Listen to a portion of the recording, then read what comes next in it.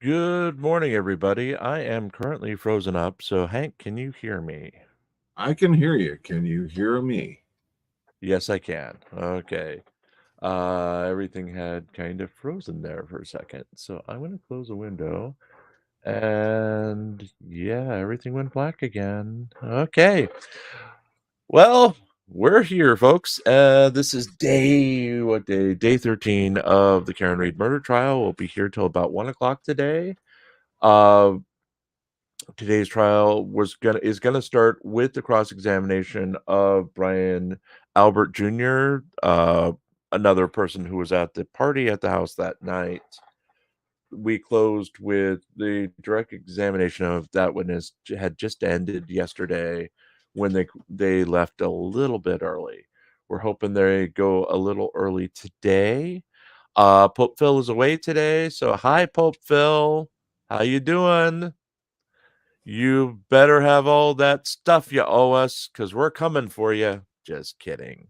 Uh, Pope's at home, although he does owe us burritos, doesn't he? Biscuit burritos with brisket. Sure. You know, Uh-huh. he promised those the other day. Brisket burritos is what he owes.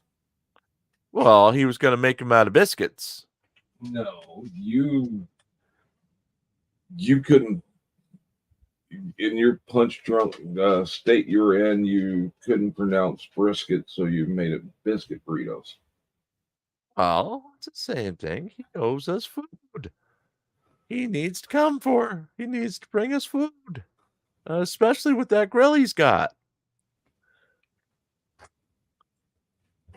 He's got that grill, and he taunts us with it. He shows it on live streams sometimes, where he's grilling a burger just to grill a burger. Come on. Grill burgers, just to grill burgers. Yeah, but you don't do it on air to taunt us, do you? No, I just leave that up for ice cream. Yeah. Good morning, Rose. Good morning, Gary. Good morning, Griffey. Get your votes in for how many sidebars we're gonna have today. Usually on And these half days, we have more sidebars than anything. and how many seconds till the first sidebar today? Yeah, the past two have started. Yesterday, I think you had a sidebar before the bailiff was even done saying all rise. Pretty You much. know, that was hilarious watching at home. You know, I was on my phone because the power had not come back up yet. So I was just sitting there. Yep, 1 second sidebar. Rose, everything's fine. I just had fallen asleep today. We're going to get the paper out this afternoon because I literally just finished writing the chili story, Hank could tell you, while I was rebooting the Starlink to get in here. I can So tell I'm you going to that's get, what he said he was doing. yes, and that's what I was doing. In fact, Uh-huh. I was talking to myself with parts of the story while you were getting your breakfast. Uh-huh. Uh-huh. So we did have a lot of fun last night, didn't we, on that panel? Yeah. That was the first panel that we did on the channel just because we had no paper yesterday. So we'll have plenty of paper to read tonight. Uh we're on it, or I'm on at 8 o'clock. It does look like the nightly newscast will be moving to 6 p.m. Because it's still running away way at 6 p.m. Despite Hank and Phil's attempt for the write-in of 3 a.m., 6 p.m. Eastern looks to be winning the poll on our community page right now. So I'll probably, if it happens, I'll probably start switching to that next week. I will give everybody heads up when we do it, and it will be a little bit different since there's not a lot of time after the show on long days to get a little bit of rest between that and the show. So got to take a little to get used to, but if that's what our fans want, that's what we're gonna do. But that would also open the evenings up for panels like that. The panels we do on this channel will not go more than an hour in most cases. I mean, if it's a good panel, we'll stretch it, but I like to keep them tight and on point so you can listen to something in your car like a network show or something where you know it's gonna be about an hour. You know you can go back and listen to it at any time without having to go through 3 or 4 hours of stuff just to get to what you want to hear. What do you think about that approach, Hank? Are we on the right track? Seems reasonable. Okay. It's a late start with Karen Reed today. We're 20, let's see, yeah.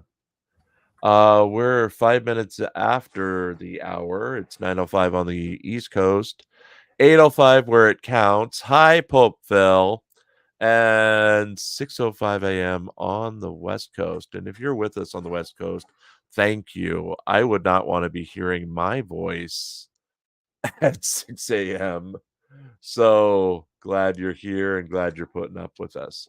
Good morning, Pants. How are you?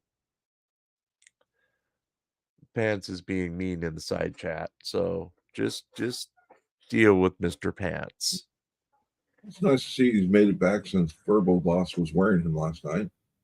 Yeah, what was with that, Pants? Verbo was wearing you. Verbo was wearing you. She said you must have been really asleep because Verbo was walking around with you on her. Also, we had last night on air the strange photos of Popeville at the beach. Folks, if you're eating, please look away. This is what was given to us during the show last night and is a depiction of Popeville at the beach. I don't know. It's disturbing, isn't it, Hank? Especially what is that he has behind him in the air? That looks like a robot chicken to me.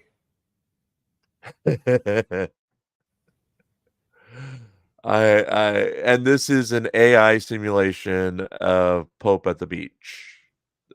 We used Adobe. I don't know why the dog has got his paws on his own or her own chest, but it's the floating chicken in the background as I typed in dog at beach in a swimsuit. So maybe that's that's the bikini bottoms. Look, there's a hole there, maybe, and a string. So maybe it's Popeville at a nude beach, and he just threw the bikini bottoms off? There's a lot going on here. Folks, put it in side chat. What do you think that is behind Popeville in the picture? I think it's his bikini bottoms because I can see the strings. I'm still going with robot chicken. Okay. We'll try it again later in the show. We'll do another one. And here's a photo of me and Rose at that same beach later in the day.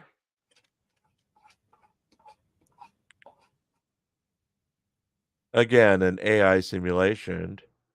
And of course, we have you, me, and Popeville at a party with your very weird hands and glasses full of I don't know what kind of drink that is. Could it be champagne? Could it be something else? Knowing Popeville, it's probably something else. He's a non-drinker, so probably apple juice, maybe? Again, it's an AI Sparkling water. simulation. Yeah, sparkling. But we're producing all these with Adobe Express with the package you get. AI stuff like this. I'm just seeing if they're gonna have an AI movies because I don't want to pay $20 to have to for very limited output with the AI stuff. I was playing around with that the other week because one of these channels is using it to do stories on various people, including I think there was one on Irish Demon the other day where it's clearly AI. It's not a human voice.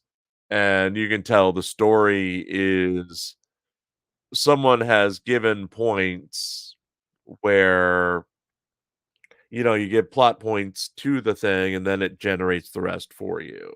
I played around with it a couple weeks ago to tell the story of a marriage between two people, and it came up with some wild stuff just by saying man and woman and a couple of parameters to the characters.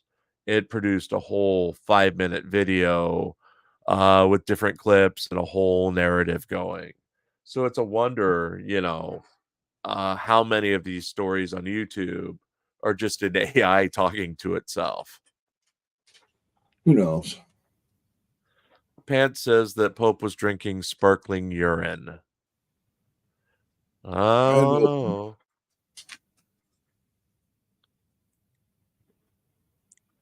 How bad is sparkling, what is it, sparkling water?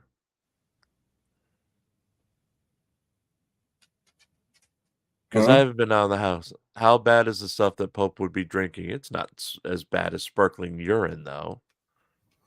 No, I would suspect sparkling cider or some sort, but non-alcoholic crap people have around for. When I worked in a beer store in my first year of college, I think we only sold 1 six-pack of O'Doul's the entire summer, Old Duels was and awful. that's was it? Yes. What did it even taste like beer? No.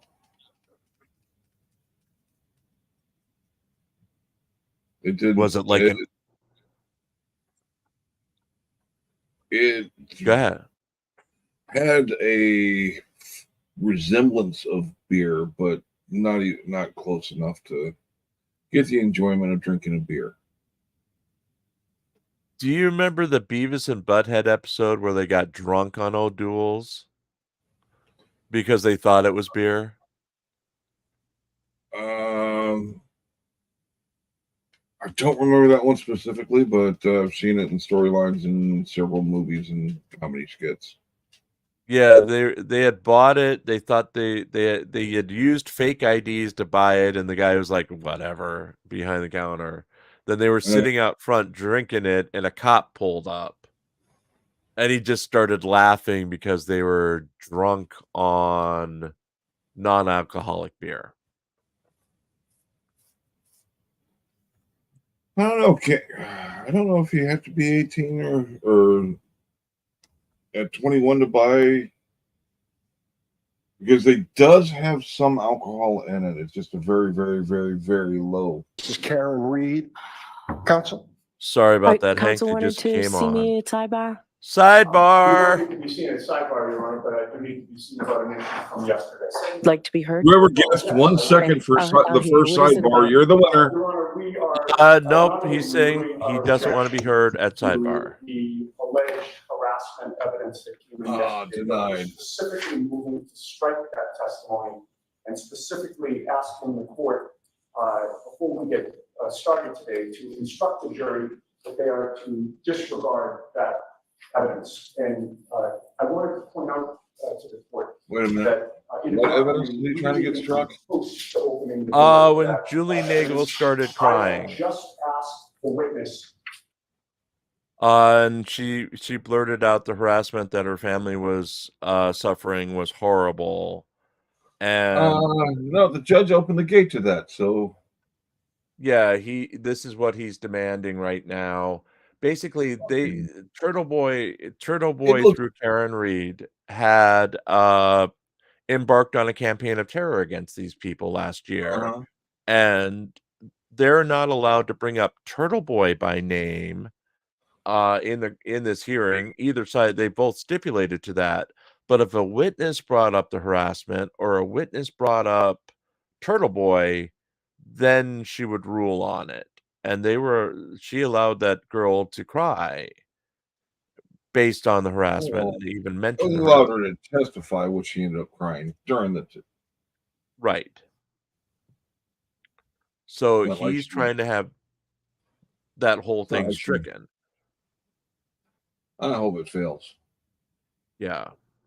Let's see how it plays out. If she had turned over those text messages to the state police when she spoke to them on August 25th of 2023.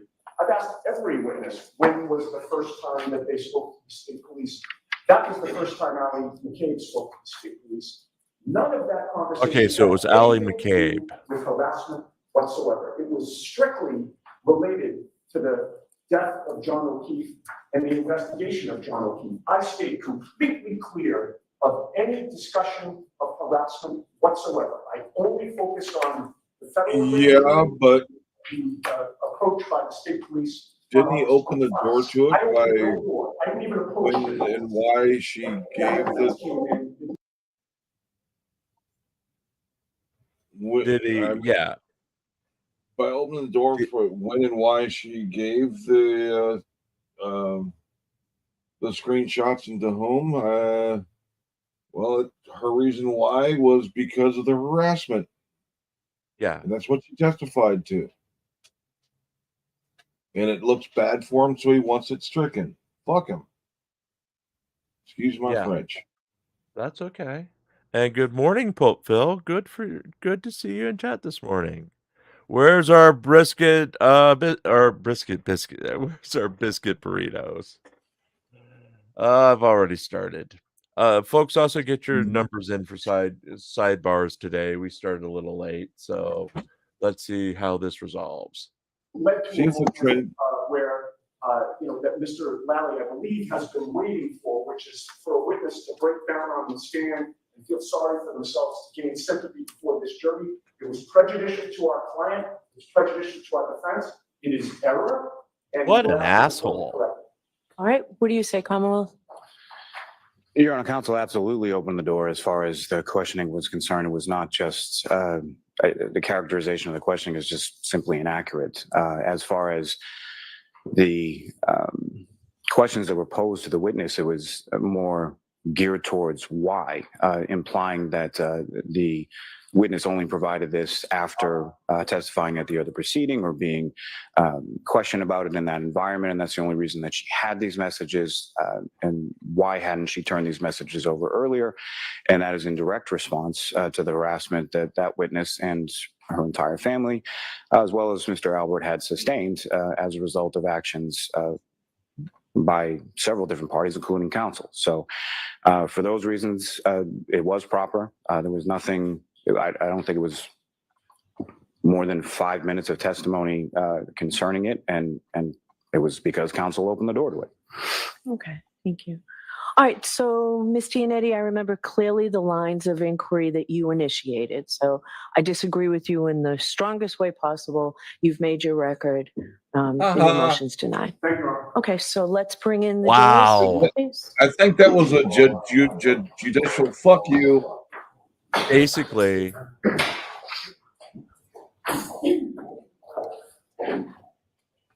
And look how angry they are. They are pissed. Yannetti is animated there. This is not the way you wanted to start the day. We've got some numbers in on the side. Pant says 22 sidebars, Miss Ellie 18, Stevie 9, Liz 11.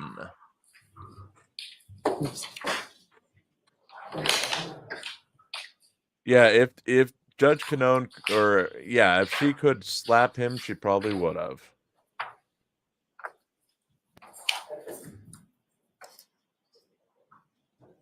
Miss Ellie 18, we did that one. Miss Tom 13, Crusty Old Witch 9, Matt G's going with the standard 9, Timo 11. I just want to see if it holds up to the way it has been, where we get more sidebars in a half day than a full day. Yeah. On screen is Karen Reed's father. I don't know who's that next to him. Don't see the DUI guy next to him or there today. That might be DUI stand-in sitting. Huh. DUI guy was there yesterday as a special guest of Karen Reed. DUI guy went on and was saying he wanted to see what the jury looks like and was praising the defense team in tweets while insulting the prosecution. On screen right now is the parents of John O'Keefe. His mother is famous for flipping off Turtle Boy outside of the courthouse. And his dad looks like he's napping. Yeah, his dad's looks tired. Uh-huh. Court, all around to the jury.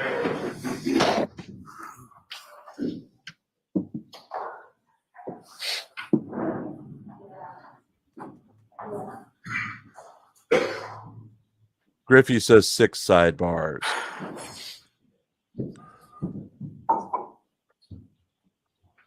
But yeah, this was not a good start for the defense to piss off the judge at the start of the day. Yeah, maybe the defense should have gone with a sidebar instead of getting bitch slapped in front of everybody. On national TV, yeah.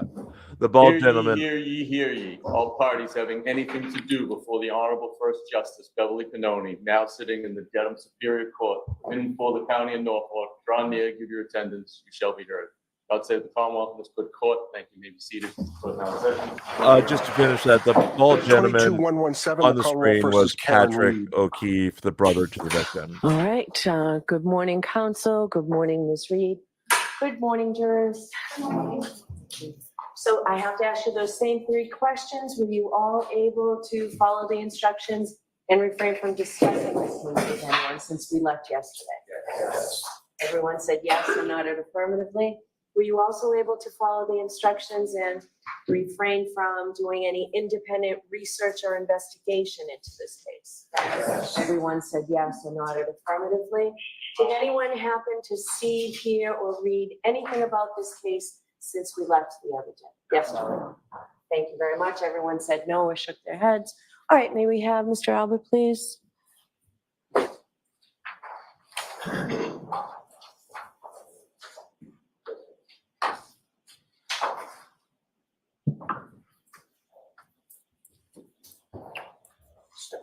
Step on me. Remain standing, face the clock. Raise your right hand. Do you solemnly swear the evidence you, the court and jury in the case now and here to be the truth, the whole truth, and nothing but the truth, so? I do. All right, whenever you're ready, Mr. Jackson. Thank you, Robert. Mr. Albert, who did you talk to in order to prepare for your testimony starting yesterday? Can you rephrase that question, please? Phrase the question. You didn't understand my question? No. Who did you speak to in order to prepare for your testimony yesterday? My lawyer. Other than your lawyer, who did you speak to prepare for your testimony yesterday? No one. You didn't speak to your parents? No. You didn't speak to your mom, your dad? Nope. At any time before yesterday about your testimony or your statements? Nope. Did you discuss with your parents their testimony? No. So after they got off the witness stand, your dad didn't come home and say, here's how my day went? No. Your mom didn't come home and say, here's how my day went? Nope. The Albert family just ignored the fact that both of them testified in a court of law before a jury about the events of January 29th, 2022. Well, he's been warned about using the Albert family. Nothing was ever said. No. I don't think this Did you is talk to going the Mr. way Allen he at any intended. point? At any point? No. And it looks like the freeze up is on their end, not ours. We're getting a circle that usually indicates a problem on their end. Yeah. Buffering issues from their end, I would guess. Yeah, probably. Before yesterday in preparation for your testimony? Before yesterday, you said? Correct. Yes. Tell me when. Want to say a month ago about. What did you talk about? I got prepped for this. Tell me what that means. What does it mean to prep for this? what I'm going to be getting asked. It's short for prepare Remember for my you, first idiot. question, very first question this morning, I said, have you spoken to anybody in order to prepare for your testimony? And you said, no. Yeah, So that's not true. Spoke to Mr. Lau. okay. Yes, It's not an okay, it's yes or no. yes, Okay. You said that was about a month ago, correct? correct. Around a month ago. Tell me what, I'm sorry, I didn't mean to. Around a month ago. Tell me what you and Mr. Lally discussed. The questions I would be asked here. Can you be more detailed? Standard procedure. I don't remember everything he said. Did he go over the questions that he believed he would ask? I believe so. Did you give him answers to those questions that you believed you would give in response to his questions? Yes, What questions did he tell you he was going to ask? I don't remember. What answers did you tell him you were going to give? I don't remember. That was just a month ago, right? Yes, Obviously, you've been thinking about this case quite a bit, haven't you? yeah, Over the last 2.5 years. no. How long have you been thinking about this case? I guess since people started writing about me on the internet. How about Ouch. since you were at a house where an individual ended up dead on the lawn the next morning? Did that prompt you to start thinking about this case? No, Not so much, huh? nope. Did you speak with, when Mr. Lally spoke with you, who else was there? The witness advocate, I believe, and Steve Nelson? yes, Who else? and is it Sergeant Tully, I believe? Tully, T-U-L-L-Y? I believe so, yes. Okay. Anybody else? Not that I remember. Sergeant Tully taking notes while you were having this conversation with Mr. Lally? I do not remember. Mr. Lally taking notes? I do not remember. Do you remember being told by either Sergeant Tully or Mr. Lally that your conversation was being recorded? I do not remember.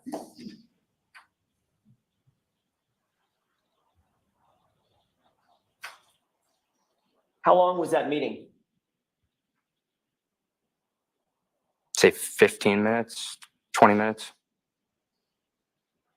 Were you given any instructions by either Sergeant Tully or Mr. Lally about your preparation for your testimony? Can you rephrase that, please?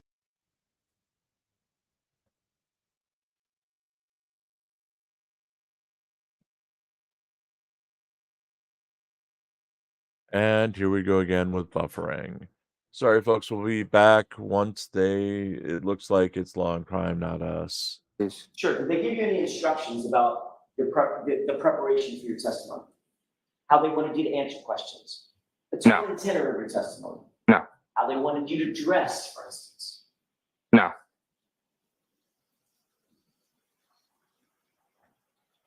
Other than that time a month ago, have you spoken with Mr. Lally or anybody from the DA's office since then, before yesterday? no, You watched any coverage of this case online? nope. No social media? No, I don't have social media. No news, coverage? Nope. Due to online harassment, I had to get rid of my social media. National news? Yeah. Nope. Blogs? Nope. Nothing from So Turtle Boy, literally, the according to dickhead. you know zero about the media coverage concerning this case, Commonwealth versus Kennedy. Correct. Did you talk to Allie before her testimony? No. When was the last time you did talk to Allie before she testified yesterday? I don't remember. Give me an idea. She's one of your best friends. A week ago, a day ago, a month ago. I do not remember. Could have been a year ago. I do not remember. Could have been 5 years ago. No. So it's more recently than 5 years ago that you spoke with Allie. Duh. I don't remember. So you have no independent recollection as you sit here. The last time you talked to one of your best friends and your cousin about any subject. I don't remember. Were you ever told in preparation for your testimony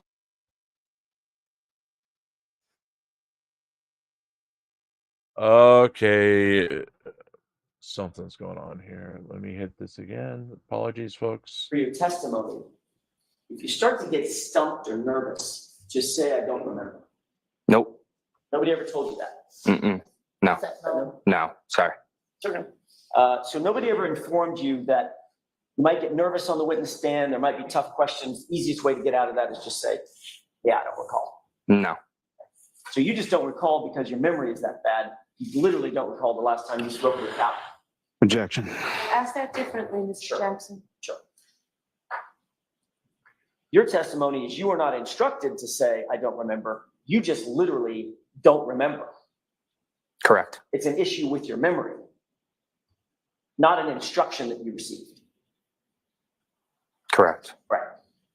But you do remember 2.5 years ago, you left 34 Fairview at 12:10 a.m., correct? Down to the minute. Correct. Did Mr. Lally, during this meeting that y'all had, did Mr. Lally show you anything?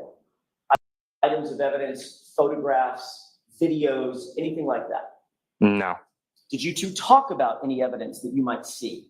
Photographs, documents, videos? Not that I remember. He didn't show you the series of text messages between you and Ms. McCabe, Allie? I don't remember. Okay, so you're not saying he didn't, you're just saying again, you just don't remember. Correct. Okay. And this was just a month ago. The month. Correct. Could have been sooner than a month. Let me ask that a different way. Could have been more recently than a month. I don't know. Don't know that either. Mm-mm. Is that no? Yeah, no. So, Mr. Albert, you have to answer yes or no, not just, All right. Sorry. Where were you when this meeting a month ago took place? At the DA's office on Shawmut Road. Who contacted you to come to the DA's office? I do not remember that. Don't remember that either. No. Phone call from Mr. Lally, maybe? I don't believe that I received a phone call. Maybe my lawyer did or my father, but I don't know. I don't believe I did. So if your father received a phone call and then told you you need to go to the DA's office to meet Mr. Lally, that would be a conversation with your dad about your preparation for your testimony, correct? I wouldn't say so, no. You would categorize that as such? No. Okay. Because of course, even though you went to the DA's office to meet Mr. Lally and a sergeant from the Massachusetts State Police to talk about your testimony, you didn't mention that to your dad. No. You didn't mention that to your mom. No. And when you got done with that meeting, Dad didn't ask you, how'd it go, son? Nope. Your mom didn't say, how was that meeting No. about this massive murder case? Objection. Let me ask it a different way. Do you consider this to be a high-profile murder case? Objection. stand on relevancy, ask it differently. In your mind, this is an important case, correct? Obviously.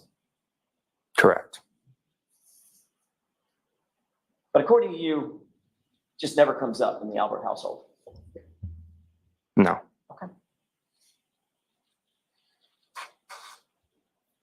You were asked to look at a couple of text messages yesterday. It's a little bit.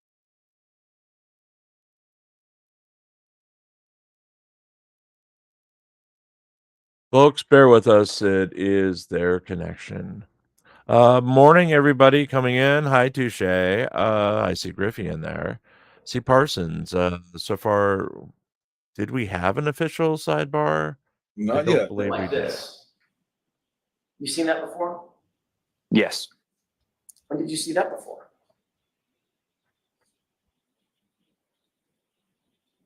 Yesterday. Before yesterday? Had you ever seen that before? On my phone, yeah. Okay, other than on your phone when you made the screenshot, had you ever seen that before? Mr. Lally ever show it to you? Not that I remember, no. So you two didn't discuss that in your meeting a month or less ago? We could have. I don't remember. But again, you don't remember. Mm-mm. Is that no? No. Did Mr. Lally tell you why he wanted to question you about those text messages? I don't remember.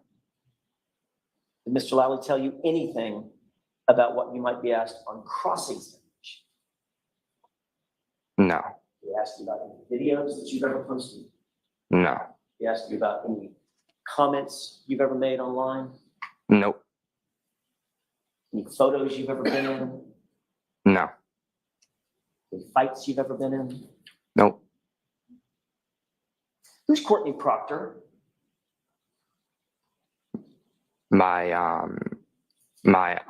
She's friendly with my aunt, Jillian. I'm sorry? My aunt Jillian, she's friendly with. When you say friendly with, describe that. What do you mean by friendly with? I know that they're pretty friendly. Have you ever been to Courtney Proctor's home? Yes. How many times would you say over the years? 4 or 5, maybe. Her family is close to your family, it's fair to say. Not that close. Close though. When you say not that close, but close though, what does that mean? I'd say we're more close when I was younger, not when I got older. Okay. How old are you now? You're 20? Correct.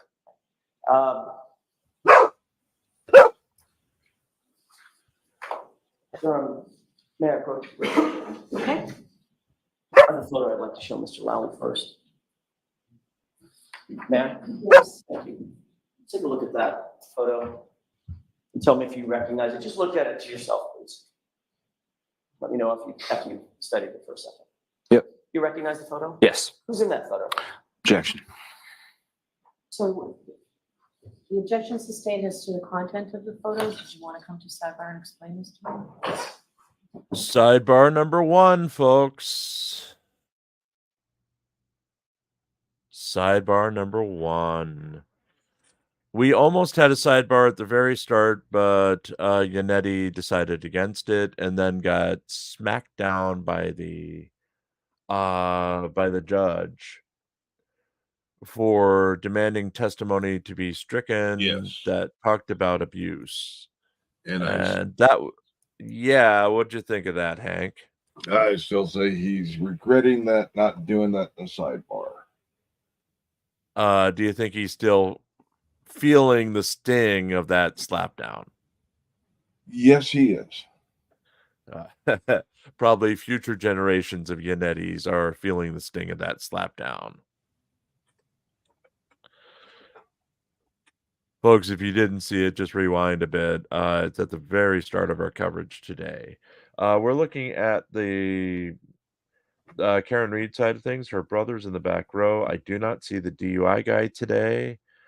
Over on the prosecution side, aka the family of John O'Keefe, we see his parents there. We see his brother at the end.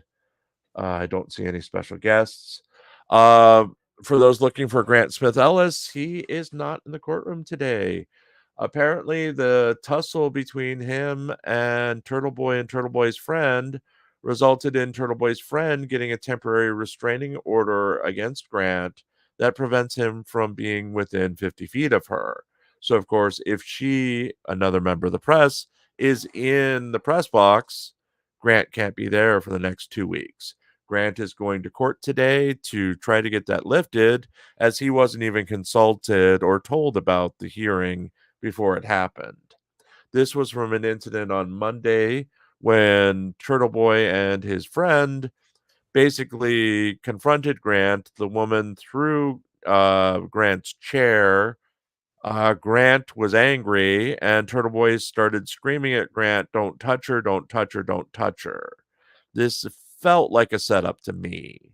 They don't like Grant. They don't want him there. And Turtle Boy in the past has done some nefarious deeds that basically he's done things in the past to allegedly set up people, including allegedly using photos of his own children to try to set someone up as possessing kiddie porn. He's not a good guy. And if those stories are true, that's just horrible. Those allegations have been out there for quite some time, and I just can't fathom that. So it wouldn't be beyond belief that he would try to set up Grant Smith Ellis that way, or in the way to get his press credentials removed through an alleged incident outside of the courtroom. And thank you, Touche. I'll be on the lookout for that. Though I am scared as to what it is. Touche sending a package. There's supposed to be a care package coming. So we'll prepare in our best way. As long as it's not a human head like in that one movie. What was it? With Seven. Okay. Seven. Brad Yeah. Pitt. Spoiler warning, people, if you haven't seen it, at the very end, there's a box with a human head. Seeing that movie came out at least 10 years ago. 20. Yes. Oh, 20 would be at least 10. Yes. Thank you. Mr. Albert, approximately when was that photograph taken? Objection. So we can get that, but we'll answer that question. 10 years or less ago, I'd say. I don't. You were the ring bearer in Courtney Proctor's wedding, were you not? Objection. I'll allow that. Correct. So when you say we're friendly, but not that, or we're close rather, but not that close, you were actually close enough to be a member of her wedding party when she was married to her now husband, correct? When I was younger, correct. Well, of course it was when you were younger, it was 10 years ago. Ooh, don't be Say yes? insulting to Yeah, the witness. That's my question. So for at least a decade, your family and the Proctor family has been close enough such that you and Albert were in her wedding, correct? Objection. Ask that differently, Mr. Jackson. For the last, well, at least at that time, Can we 10 send a years care ago, package to the court your with some family was close WD-40? enough to the Proctor family such that you were a ring bearer in Courtney Proctor's wedding, right? Correct. And who's Courtney Proctor's brother? Michael Proctor. And is Michael Proctor in the photograph that you're looking at? Yes. Person on the far left, Correct. looks like he's in a tuxedo. Correct. You were also in a tuxedo. Objection. Sustained. What I'm getting at is you all were part of the same wedding party, correct? Correct. And that's a photograph of Courtney Proctor's wedding and the entire wedding party, correct? Objection. Sustained. Is that a photograph of a wedding party? Objection. Sustained. Your Honor, may we approach? Yes. Sidebar number 2. They're coming quickly, folks. What the defense is doing is the lead investigator in this case is Michael Proctor. The defense has said that Michael Proctor is in on a conspiracy with the Albert family. Albert or Alan Jackson is treading a thin line here. He's violating the judge's order against referring to the entire Albert family as the Alberts or the Albert crime family, which is the implication. He's been warned against this, and it doesn't make much sense. Well, it does because he's being aggressive towards the witness, but he's really pushing it here. What do you think, Hank? Yeah, he's coming across as a real douchebag, and I don't see that winning any favors with the jury. Yeah, this isn't good. And this is going to be the witness for most of the morning, I'm assuming. He's going to try to make the case that the Alberts and the Proctors are best of friends, even though all they really have is this wedding from over a decade ago. Yeah. I mean, how a ring bearer is like a 5-year-old most times or less. It's just finding a cute kid or a dog or a cat. Right. it's not being a ring bearer is not like being best man. It's something you do for the kid, you know. Yeah, I mean, ring bearer to me, most of the time I see him in weddings, it's just some attempt of adding cuteness to the wedding. Right. And Satale, you can change your pick. You have till 1:00. This is a half day in the court today, so we'll probably get out of here a little after 1. They will be taking a break at some point, but I don't know what's going on with all these sidebars. This is another extended one. I would almost be ready to let Shuggy have his 2-for-1 on extended sidebars today from what we've This is only seen the with the first earlier sidebar, one. though, isn't it? No, it's a second. It's a second. They went on for a couple of minutes with the second one. Or the first one, I mean.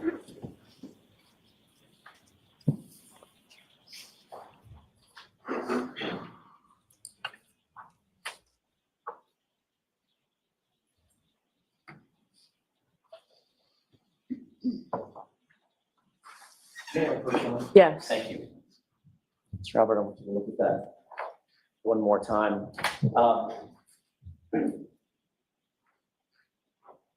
Both you and Michael Proctor are depicted in the photograph, correct? Correct. How long have you known Michael Proctor? Since I was a little kid. And you've known him well enough to know, I don't want you to tell me or tell the jurors, but you know where he lives. Yeah. You consider the Proctor family close to your family? Yeah. During the course of, for instance, just as an example, during the course of this event, joyous event at a wedding, you actually sat at the head table along with the Proctor family because you were given the honor of being the ring bearer in Courtney's wedding, correct? Correct. And you know, of course, that is being in a wedding party is reserved for most special family members and friends, correct? Objection. Sustain. In your mind, was that a special honor? Objection. Is that what you thought when you were little? When you were in that? I'd say so, yeah. Okay. And you were never interviewed by Canton Police Department in connection with this case, correct? No. How many times were you interviewed by the Massachusetts State Police in connection with this case? Once. And that was in July of 2023, correct? I don't remember exactly when it was. About a year and a half after the events in question. Is that right? Around there. Okay. Would it refresh your recollection if you saw a copy of a report of that interview? Just to get the date? Sure, yeah. May I approach you? Yes. I may have just a moment, Your Honor. Yes.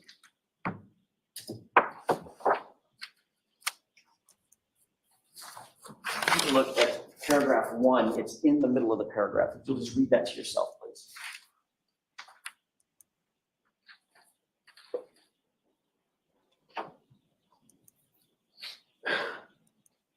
Got that? Yeah. You saw the July 18 date, Yes. 2023?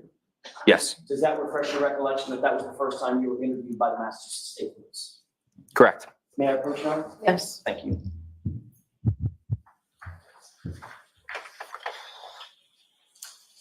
Who conducted that interview?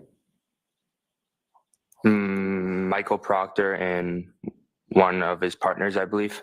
I don't remember. Michael Proctor was the lead investigator in the interview, correct? Correct. That's the same Michael Proctor that appears on the far left of the photo of that wedding party, correct? Correct. Did you find that interview, by the way, how long did the interview last? Michael Proctor. I do not remember. Do you remember testifying at one point that it was about 10 minutes? No. You testified at a different hearing, a different proceeding, not this proceeding, one other time, correct? Correct. I may have just a moment, Your Honor. Yes. May May I approach? Yes. I need a foundational question first. I apologize. It's my fault, Mr. Albert. Do you believe it would refresh your recollection as to the length of that first interview if you were to see your testimony from a prior proceeding? Yeah. May I approach, John? Yes. Thank you.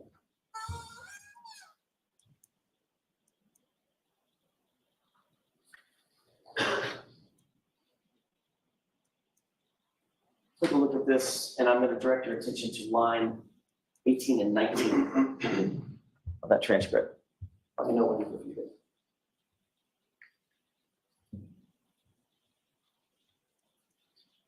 Is that yes? Yeah. May I? Yes. Does that refresh your recollection? Yes. How long was that interview? Which interview are you? The interview that you had with Michael Proctor. That's what that question was about, that you just read. I still don't remember. Do you recall that it says that you testified?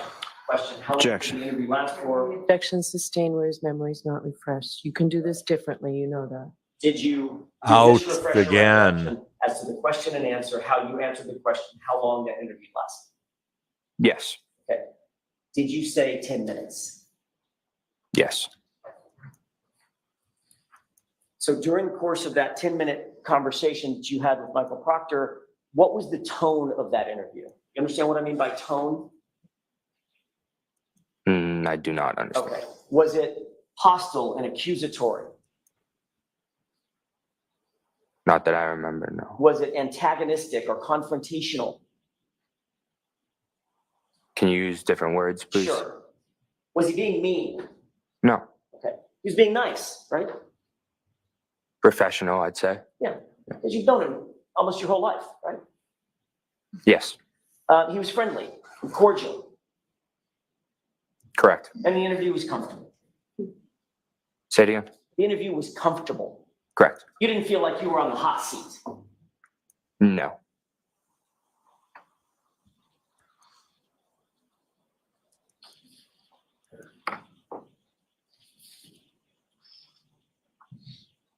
Did you find that the interview with Michael Proctor was consistent with the relationship that you've had with him your whole life?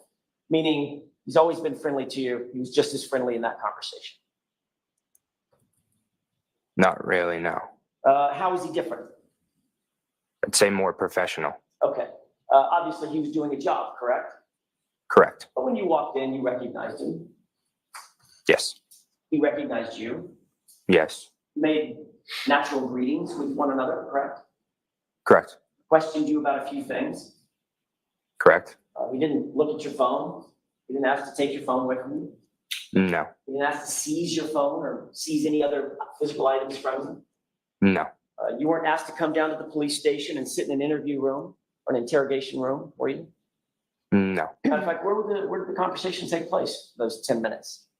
In the DA's office on Shawmut Road. DA's office on Shawmut Road. Who else was there other than Trooper Proctor and his partner at the time, Trooper Clark? Can you Who repeat? else was there? Was it just Trooper Proctor, Michael Proctor, and Clark? Yes. Okay, so just the three. Yes. And Trooper Proctor was the one that was sort of leading the conversation. Yes. And then when it was done, he said, "You're free to go." Correct. And he didn't take your phone. Nope. He didn't ask you to look at any text messages. Asked and answered. He didn't look through your phone. Nope. He didn't take any screenshots or videos of your phone or the contents of your phone. Nope. Just let you walk out the door. Correct. Your Honor, may I publish the photo? Why don't you come over here for just 1 second? Sidebar number 3. Good morning, Becca.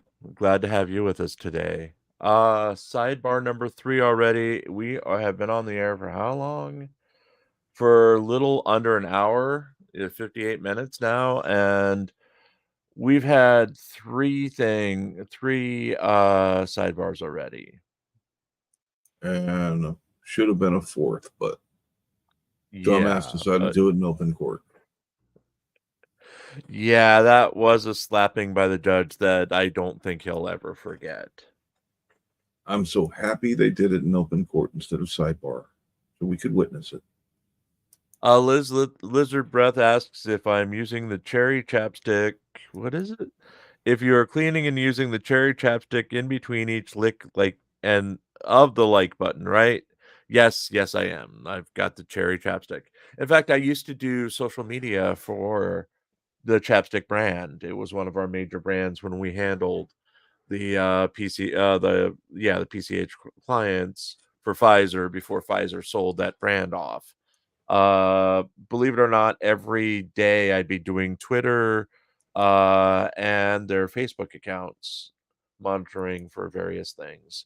We also visited the Pfizer headquarters, and they had a shop in the basement where you could get every single flavor of chapstick that was currently on the market. It was insane because the new flavors come and go all the time, and it was amazing just to see what they'd come up with. And yes, if you're out there, you can sponsor us if you want to. Yes, because that is a dream. Though I did like they had pumpkin for the holidays. They had pumpkin pie flavored chapstick, and that was actually kind of good.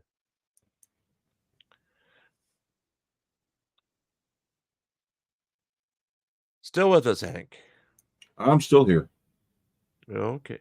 You never had pumpkin pie flavored chapstick? Don't remember any flavored chapsticks. No. Okay. Yeah, I've tried them when they'd come in because I'd have to tell the people, when you're doing the social media about them, you have to at least try it. And well, even with my allergies, nothing happened, so I didn't have to report myself for an adverse event. Because believe me, some That, people have reactions to chapstick. and I'm completely amazed you didn't. Yeah. Oh, that was some time ago. We're at sidebar number 3, folks. That is Karen Reed on your screen. She was not happy at the start of the day, especially after her lawyer, David Giannetti, got a slap down from the judge over trying to get some harassment testimony stricken from the record yesterday. He had opened the door for it himself, and he came in demanding that the testimony be stricken. We've got a half day today, so we'll be out of here a little after 1 o'clock. I'll be back on at 8 o'clock tonight with the news. I am putting the news out as we speak in pieces. I am catching up. We should be back to our regular schedule tomorrow. I've just been with everything launching and everything happening. I've just been totally swamped. So I think we have everything set up to what we want, and I'll get back to doing the daily news. Looks like they're coming back from sidebar number 3. Or is that 4? Yes, Parsons, it's tell one me, more please. May I Yes, it's inquire? 3 or 4. Yes. Thank you. Mr. Albert, I want to shift gears for a quick second. On July 27th, you and your attorney appeared at a hearing in a separate proceeding, correct? Let me ask it a different way. You testified in a different proceeding, not this trial, but a different proceeding. Correct. Okay, you were put under oath, you appeared with your lawyer, you gave testimony, and that's part of what you looked at a second. Correct. But when you met with Michael Proctor, you did not feel the need to take an attorney with you. It was just you, Michael Proctor, and And good morning, Clark, Gia. correct? Thank you for the guess of That's sustained. 67 sidebars. You were asked yesterday about certain texts with your cousin Allie, correct? Correct. Allie is obviously family. Yes. She's Duh. more than family. She's also a good friend of yours. Correct. As a matter of fact, she's one of your best friends. Correct. And at your age, this is not meant to be pejorative, but we're different generations. At your age, your most convenient way of communicating is through text messages, correct? Correct. I mean, if you're gonna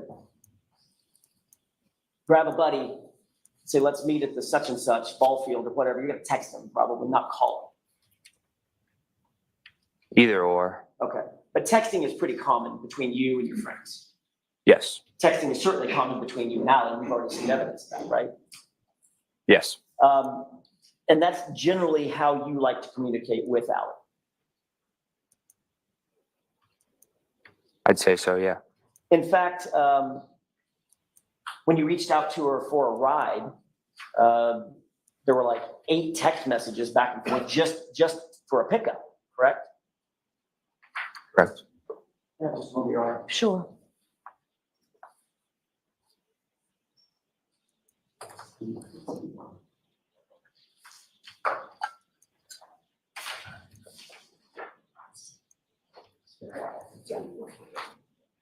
May I approach your arm? Yes. This is a copy of 81. I just want you to have that in front of you. Your Honor, with the court's permission, please place Exhibit 81 on the screen. Okay.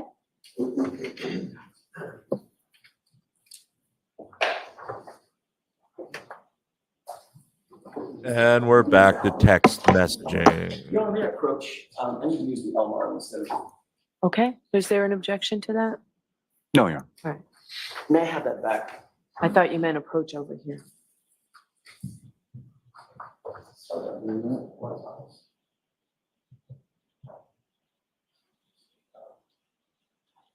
Do you want the Commonwealth to pull it? Mr. Jackson, do you want the Commonwealth to pull it up for you? You'd be happy to, Your Honor. It's fine. That'd be great. Thank you, Ms. Gilman. Let me guess, he's going to try and show how easy it is to change times on text messages. Yes. Yes, and the phantom missing one. Okay. You see what's displayed on the screen? Yes. It's only part of the text string, but does that look like it's an accurate representation of what you're looking at? Yes. And this is a series of texts on or about January 28th and 29th of 2022, is that right? Yes. And Mr. Albert, you needed something as simple as a ride. You were just asking Allie to give you a ride, is that right? Yes. And that's because you said that it's common for you guys to text back and forth. You just texted her, hey, you can get me now, is that right? Yes. And then you texted if it's easier, and then she said, okay, I'm dropping people off, and there was an exchange back and forth, is that right? Yeah. And there were at least 8 texts between the two of you, if you just count them up real quick, just about getting picked up. Yeah. And your point If you is, scroll down a little bit, after the end of that text string, that ends at 12:10 a.m. and it says okay. You see the next date? Yes. What date is that? February 20th. That's nearly a month later, correct? Correct. So there was a gap after January 29th, 2022,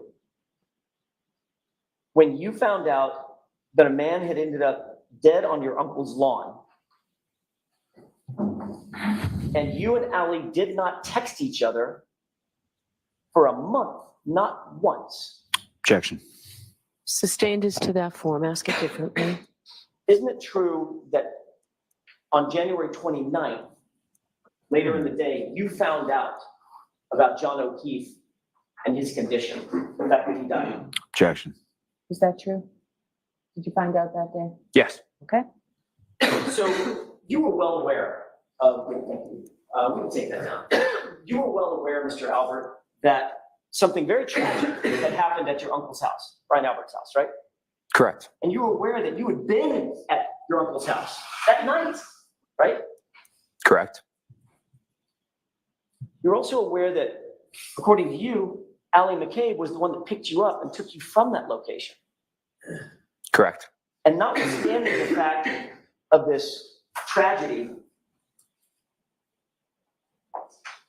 you and Allie didn't text each other one time for a month. Is that right? I don't think that's correct. So where are those texts? We text on other platforms too. So I'd say other apps. So is there a reason why you decided for the next month to just switch platforms to maybe Snapchat? Objection. I'll allow it. No reason. Are you sure that you switched platforms? I'd say so, yeah. Why did you switch platforms? We go back and forth, I'd say, between platforms texting. You switched platforms because you know that Snapchat deletes all communications, correct? Objection. Ask it differently, Mr. Jackson. Do you know that Snapchat has an auto delete function on it? If your app is set to that, yes. Your app was set to that, wasn't it? I do not remember that. So again, your memory is failing you. Can you rephrase that? Sure. Once again, your memory is failing you. You just don't remember. Objection. Ask it differently, Mr. Jackson. Isn't it true, Mr. Albert,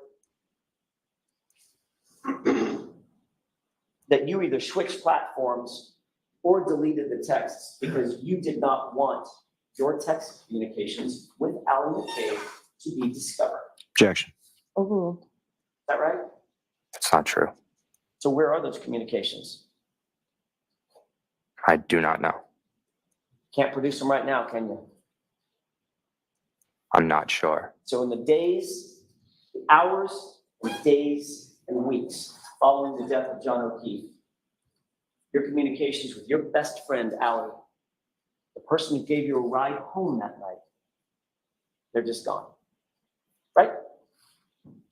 I'm not sure. You testified that you provided Exhibit 81, what we were just looking at, and you're still looking at in front of you, as a screenshot of your communications on January 29th, 2022 with Ally McCabe, correct? It was a screenshot. You say that again? Sorry. You provided that item as a screenshot, not as an actual text to law enforcement. Is that right? I don't believe so. Okay, do you know what a screenshot is? Yes. What's a screenshot? When you take a picture on your phone. That's a picture from your phone. Yes. Okay, so it is a screenshot. Yes, it is a screenshot. Okay, that's my question.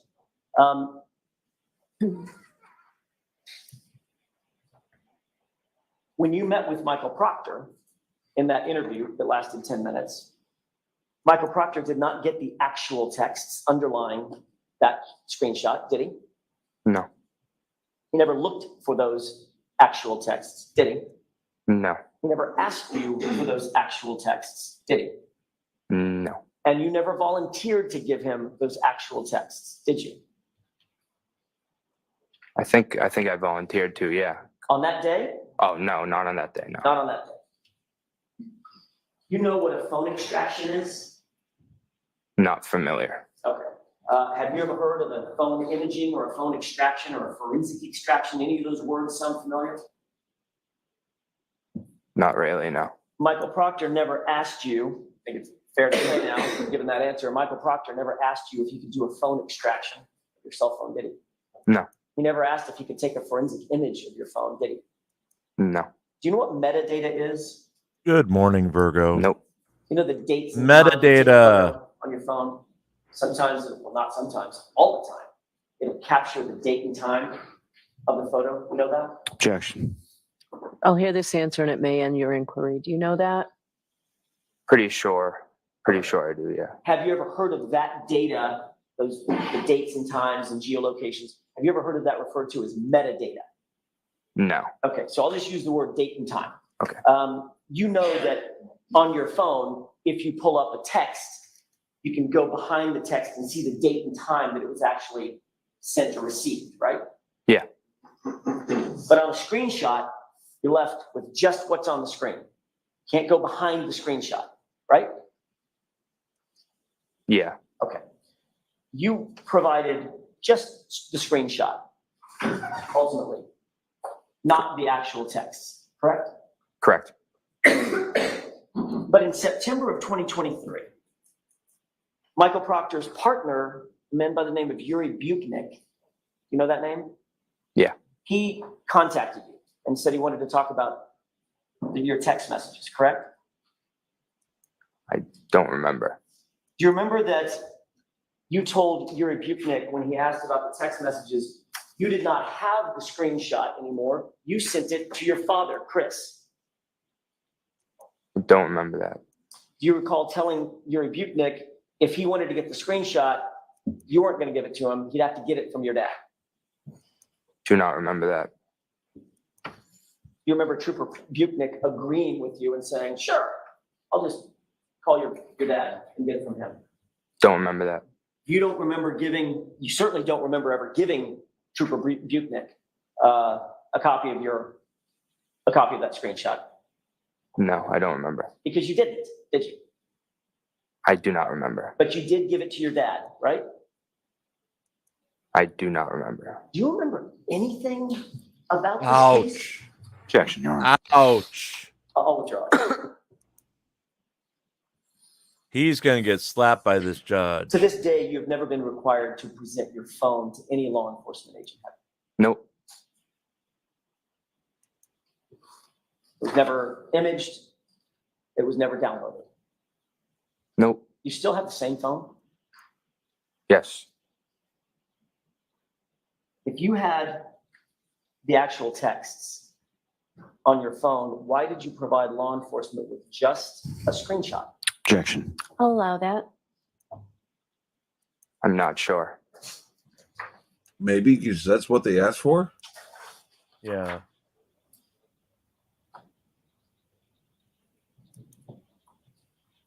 You were shown a photo yesterday of you in February of 2022 with your aunt. Remember that photo? Mr. Lally showed you that photo, Correct. and he said he wanted you to pay special attention to your face and hands and extremities.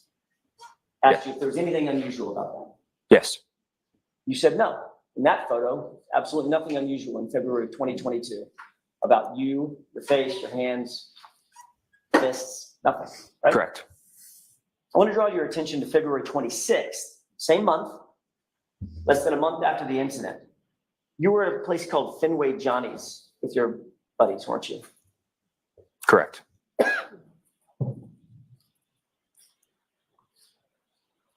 Then I have two documents I'd like to mark for identification with the court's permission to show Mr. Lally. Okay. 1 and 2.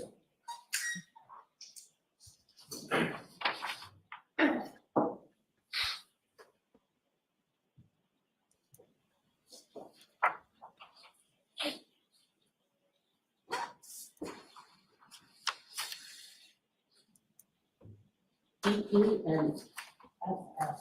Thank you.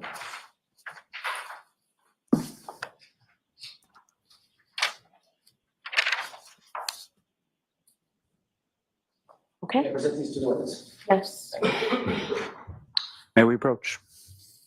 I may as well see them. I'll end up seeing them in the rest. Sidebar, what is it for now?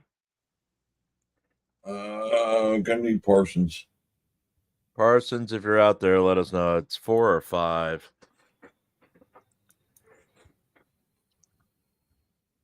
I still need much more caffeine to be fully awake. Yeah, they're saying 4 inside chat. And Parsons confirmed it.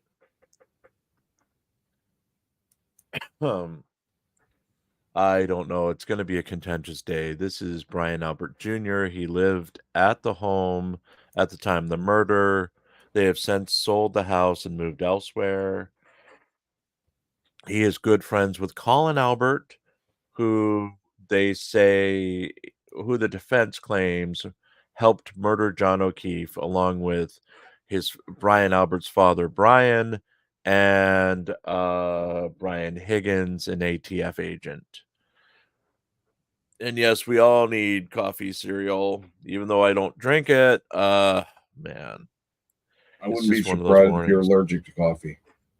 I am not. I don't think I am. I do, since I gave up coffee at 17 because I was addicted and I was drinking cups full of sugar. You know, when you teach a 5-year-old how to make pots of coffee, especially with sugar and cream, you're gonna get an addicted 5-year-old. So for the next 12 years, I did a lot of damage to my teeth and a lot of damage to myself because I wouldn't stop at just one pot. I'd have several pots a day. And yes, a hyper, a 5-year-old hyper on sugar and coffee is not something you want to encounter. So I'll just say that. I was very caffeinated. Well, But and probably that age, the amount of sugar you're putting into it, you were drinking liquid sugar at that point. it was syrup. It was like that. When you reach the end of the coffee, there'd be like, a quarter inch of sugar at the bottom that was just like a syrup because it was just sitting there. Yeah. Yeah, I don't have that. I don't have that problem. I prefer my coffee black. Yeah. After I gave it up, I think I've had like 3 cups of coffee in the years since I was 17. Since I'm 17 now, yeah, 17 Okay. and holding basically. Yeah, And one of these days you'll get rid of that stick. probably. But for right now, all these years, I think I've had 3 or 4 cups of coffee. I had one accidentally like back in December because I had How do gotten you gifted. how do you Well, accidentally have a cup of coffee? I use the Keurig pods, and I get flavored hot cocos, and a relative sent for Christmas Keurig pods, and I didn't even look. I just took one of the pods, grabbed it out of the thing, and put it in the Keurig, made my hot cocoa, and then realized this is not hot cocoa. So I drank it. Okay. But it was like, what the heck? Because I put a little cream in it and it was like, this is bitter. This is a lot more than what I was expecting. So I was twitchy all that day. I didn't relapse, but yeah. And Touche says, no one in the Seattle area drinks coffee black. And remember, I was in the Seattle area when there was just the one Starbucks. We moved before the big coffee explosion. They thought I was odd at school for drinking coffee. So I don't know. Well, I will get the specialty coffees now and then with the caramel macchiatos and that stuff. But if I'm just drinking coffee as coffee, it's just coffee. Huh. Which, with the initial explosion of Starbucks, it became difficult to find coffee flavored coffee anywhere. Yeah, it's just coffee.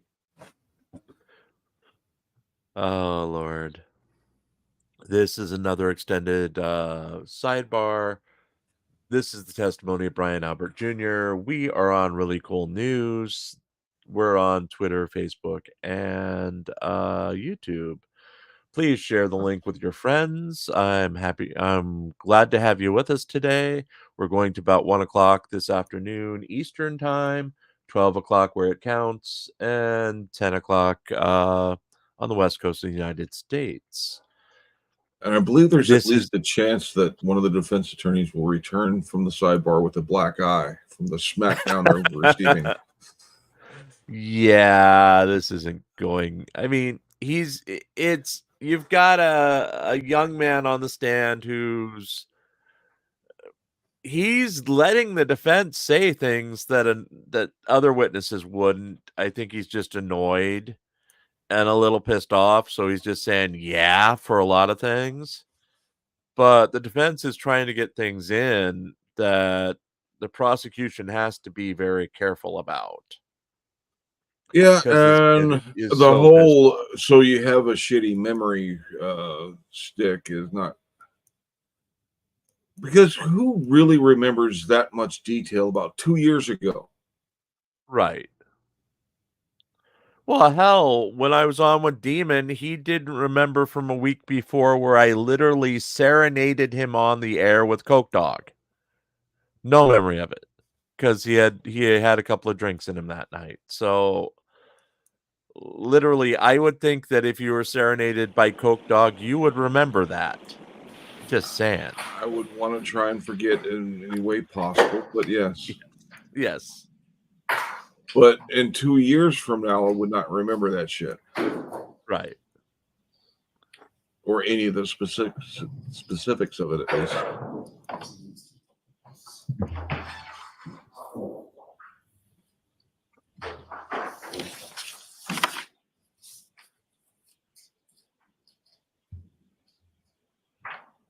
So you're putting it in evidence before you display it? May I approach one more time? Yes. Surround.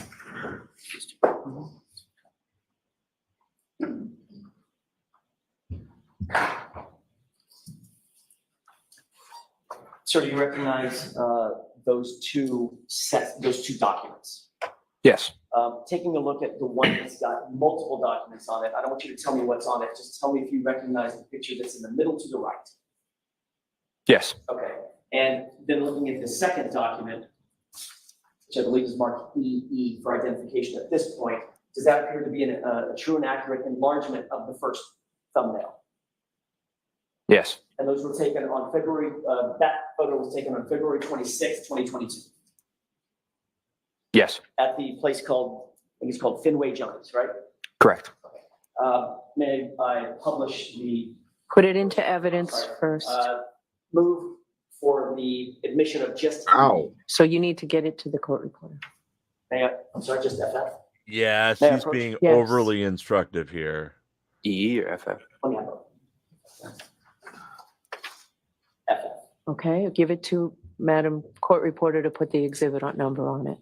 The exhibit 85, Your Honor. Thank you. Excuse me, that. She is having no qualms with just whipping him like a fucking redheaded Yes. stepchild. Yeah, she's not in a good mood today. I think they're lucky that this is a half day. You know, we've got a little You see that over photograph? 2.5 hours in to display? go. Yes. Are you in that photograph? Yes. Which person are you? In the middle.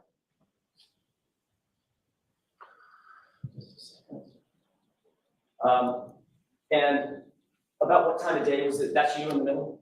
Correct. Okay. About what time of day was this taken? Not sure. Was it at an event of some sort or just you were at a bar? Just at a bar. Okay. I want you to take a look at your right hand. Can you see from there clearly your right hand? Yes. What do you notice about your right hand? It's cut up. Your knuckles are injured, correct? Correct. Now, you Those didn't look a take whole this lot photo, fresher than a did you? month old. Nope. That photo was Yeah. never on your phone. In other words, it wasn't a friend of yours that took the photo. No. This was taken by an event staff member, is that right? Correct. It was later posted on social media, isn't that right? Correct. You could not access the metadata, you couldn't access the time and date of that photo, correct? Not sure what you mean by You that. couldn't manipulate the time or date this photo was taken? No. This photo was completely sort of out of your control, isn't that right? Correct. And it was controlled by the event staff at Finway Johnny's. Correct. And on February 26th, less than a month after the incident at Fairview, that's what your right knuckles look like, correct? Correct. And this is a true and accurate depiction of your condition on or about February 26th, correct? Correct. Those See, look like they're within a few, I'd say within a few days old. Yeah, and leading up to this, the defense has been focusing on Brian Albert Sr., Colin Albert, and Brian Higgins as the people that they said were involved in supposedly murdering the victim. Brian Albert Jr. has not come up as an accomplice or even as someone who helped murder someone. So I'm not sure where he's going with his testimony. Also, about a week ago, I did something, probably a cat scratch on my arm here, and it was pretty deep, but it wasn't, it wasn't like something I needed a stitch for. And it's already scabbed over and is about gone. It'll be gone in a day or two. So I can't comprehend something, even if these were deep cuts, lasting in that state for a month after the murder, because that's literally it's like 29 days after the murder. Yeah. Yeah, I've had injuries like that from punching various things, and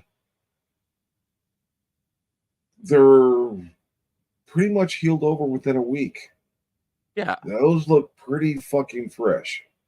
right. So the the photo taken 6 days earlier, don't see that. Not I can fully believe that those weren't there at that time. Right. And it's not like a conspiracy or anything. So where are they going with who did he hit, supposedly? Because it obviously it's hard to place that at the crime scene on the night of the Albert supposedly murdering the victim and not him getting hit by Miss Reed's car.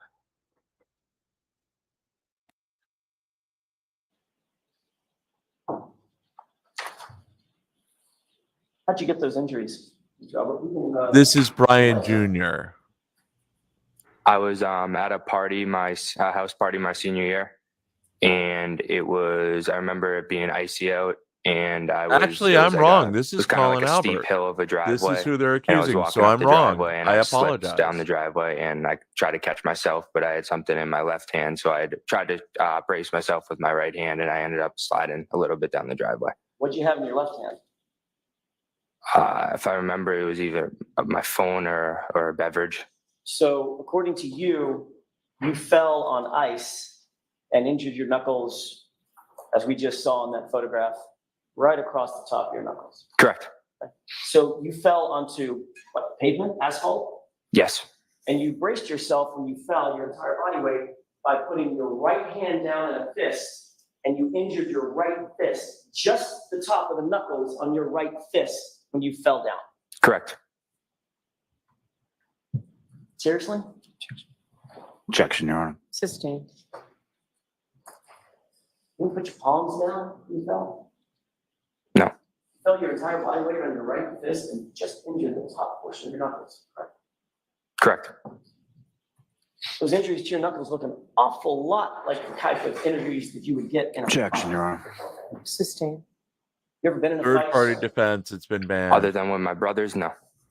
You've never been in a fight Nope. your entire life. Other than with my brothers, no. Never hurt your knuckles before. Not sure what you mean. Never hurt your knuckles in a fight. No. And in this case, when you fell down on the asphalt, it was only the top four knuckles of your right hand, correct? Correct. You right-handed or left-handed? Right-handed. Box? Nope. I'm sorry, you don't box? Nope. You've never boxed? Never.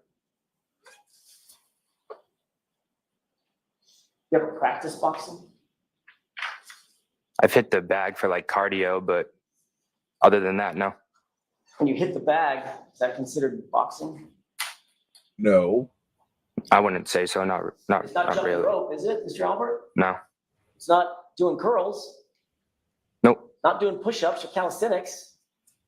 But Nope. it's not boxing either. Yeah. That's boxing. No.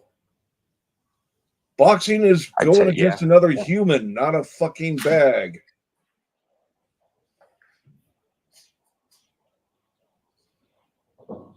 When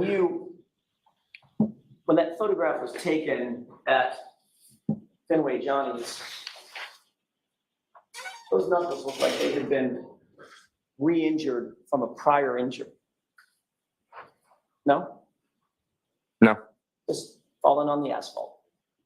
Correct. Any other I don't cuts or see how scrapes he from that gets in prior terrible fall on injury the on that. asphalt? Objection, Your Honor. I'll rephrase it. Any other cuts or scrapes or injuries from that fall? I don't remember. Just your right knuckles. Yeah.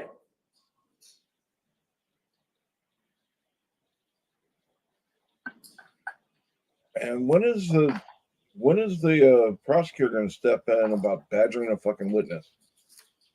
You said you've never been in a fight before. Yeah, this is across the line a bit. Asked and answered, asshole. Move on. Did you post a video? You threatened that you're going to. Objection, Your Honor. The objection sustained. I'll see you at sidebar on this. I'm familiar with this.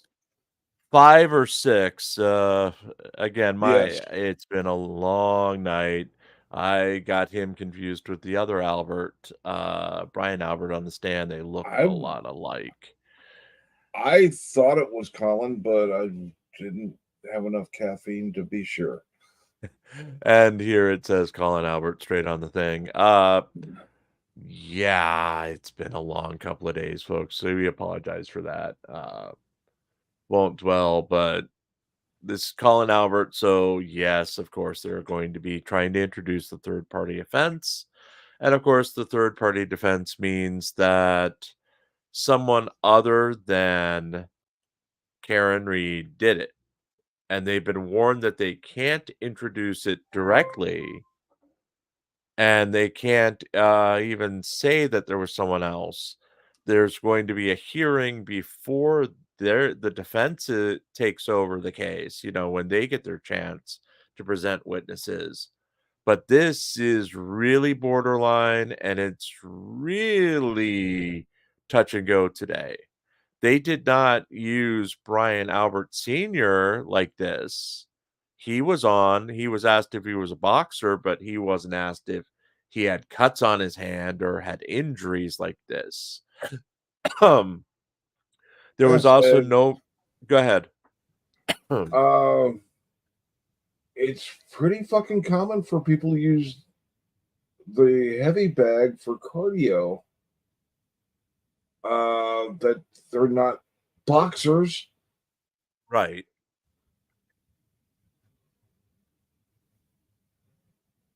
Satel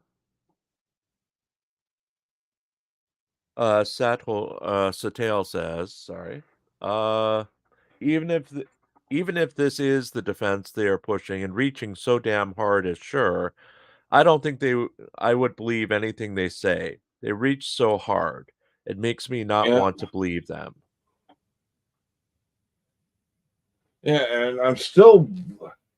How the fuck are they saying re-injured a previous injury with that picture?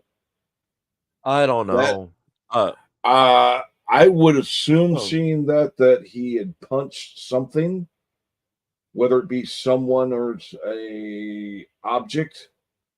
Right. But I've slipped and fallen and balled a fist to land on instead of my open palm. Right. Pants interjects, geez, every time I click back over here, you guys are watching the same trial. Don't you guys ever do everything else? Well, yes, we do. Last night we had a panel discussion, and tonight at 8 o'clock Eastern, I'm going to be reading the First Amendment auditing news. We missed it yesterday due to my power outage. Is it alleged power outage, Hank? Yes, it's still alleged. It's still the alleged power outage, though I did put pictures up of the guys working on the lines. It could have been taken at any time, I'm sure. You could have used the AI for that. Yeah, I could. In fact, let me try that while we're here. Send you out for a recess. We have some work we have to do here. Oh, It's not crap. high enough for me to get you coffee and bagels. I apologize for that, but we'll be a little bit. So we'll send you I out. think I'll have myself another bagel. Thank you, Judge. Follow me. Oh, Lord.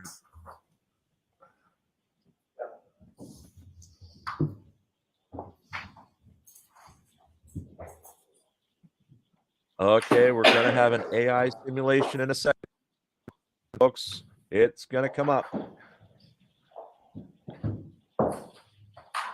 You're going to have an AI simulation of me preparing a bagel? No, of what happened outside my house yesterday. according to AI. So, Mr. Albert, you stay right where you are. We're going to see a couple of short videos, and then Mr. Jackson will ask you questions, and then Mr. Lally will ask you questions. Then I'll hear from the lawyers, and then I'll take a break, and you'll get a break before we go back. Okay? Yeah. Did you have a lawyer present? No, I do not. Okay.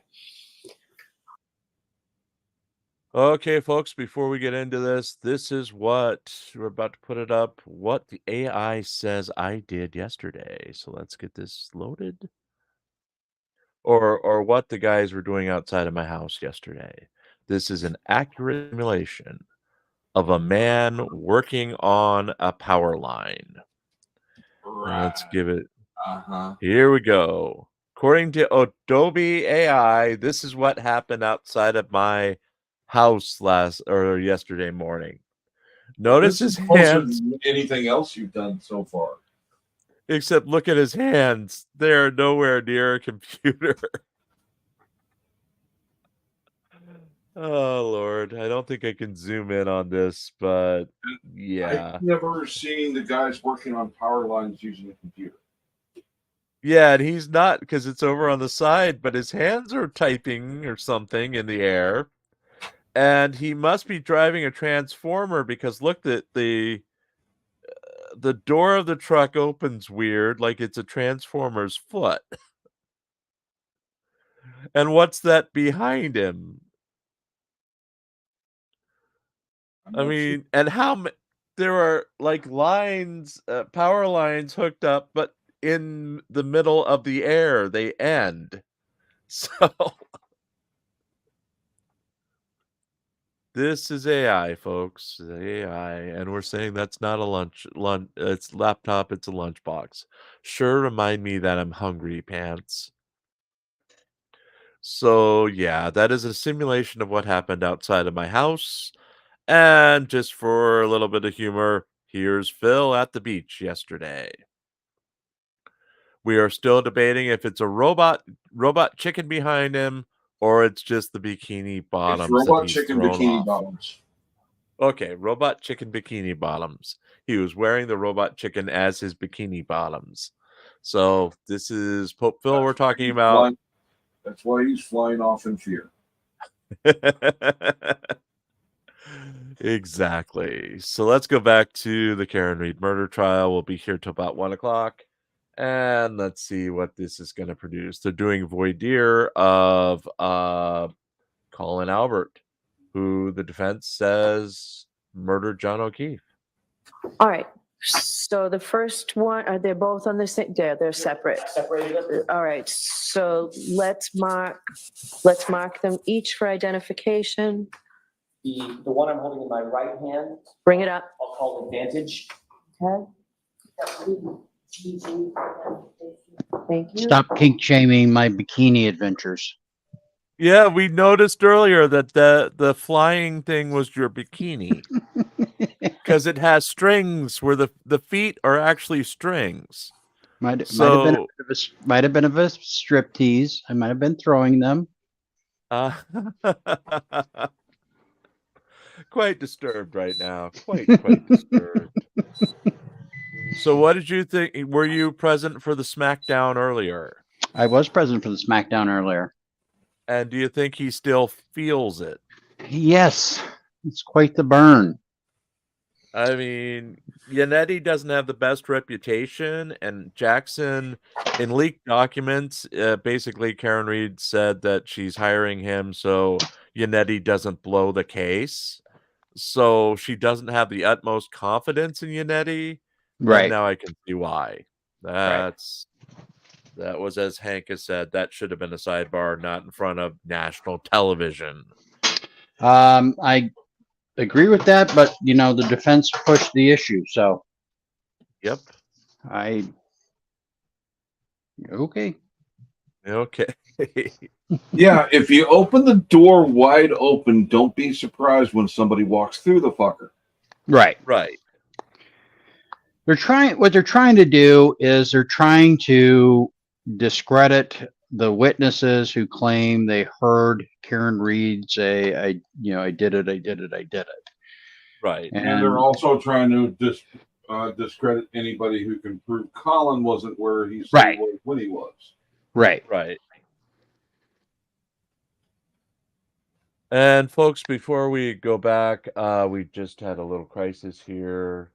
Helen, our elderly cat, has been running around all morning yelling at me, and I finally figured out that she wanted potato chips. So Oh, I put okay. nice Lay's You potato evil chips. bastard. You haven't given your cat potato chips yet?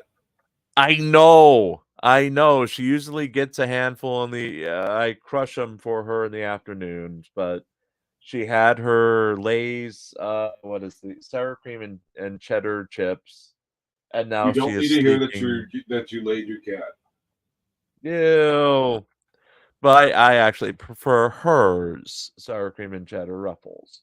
But Helen is doing nicely. She stopped yelling at me. So, ha. Anyway, back to coverage of the Karen Reed murder case already in progress. Good luck.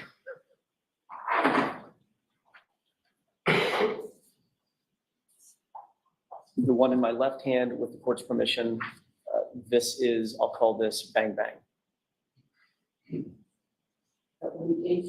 Calling it what? All right, thank you. Bang, bang.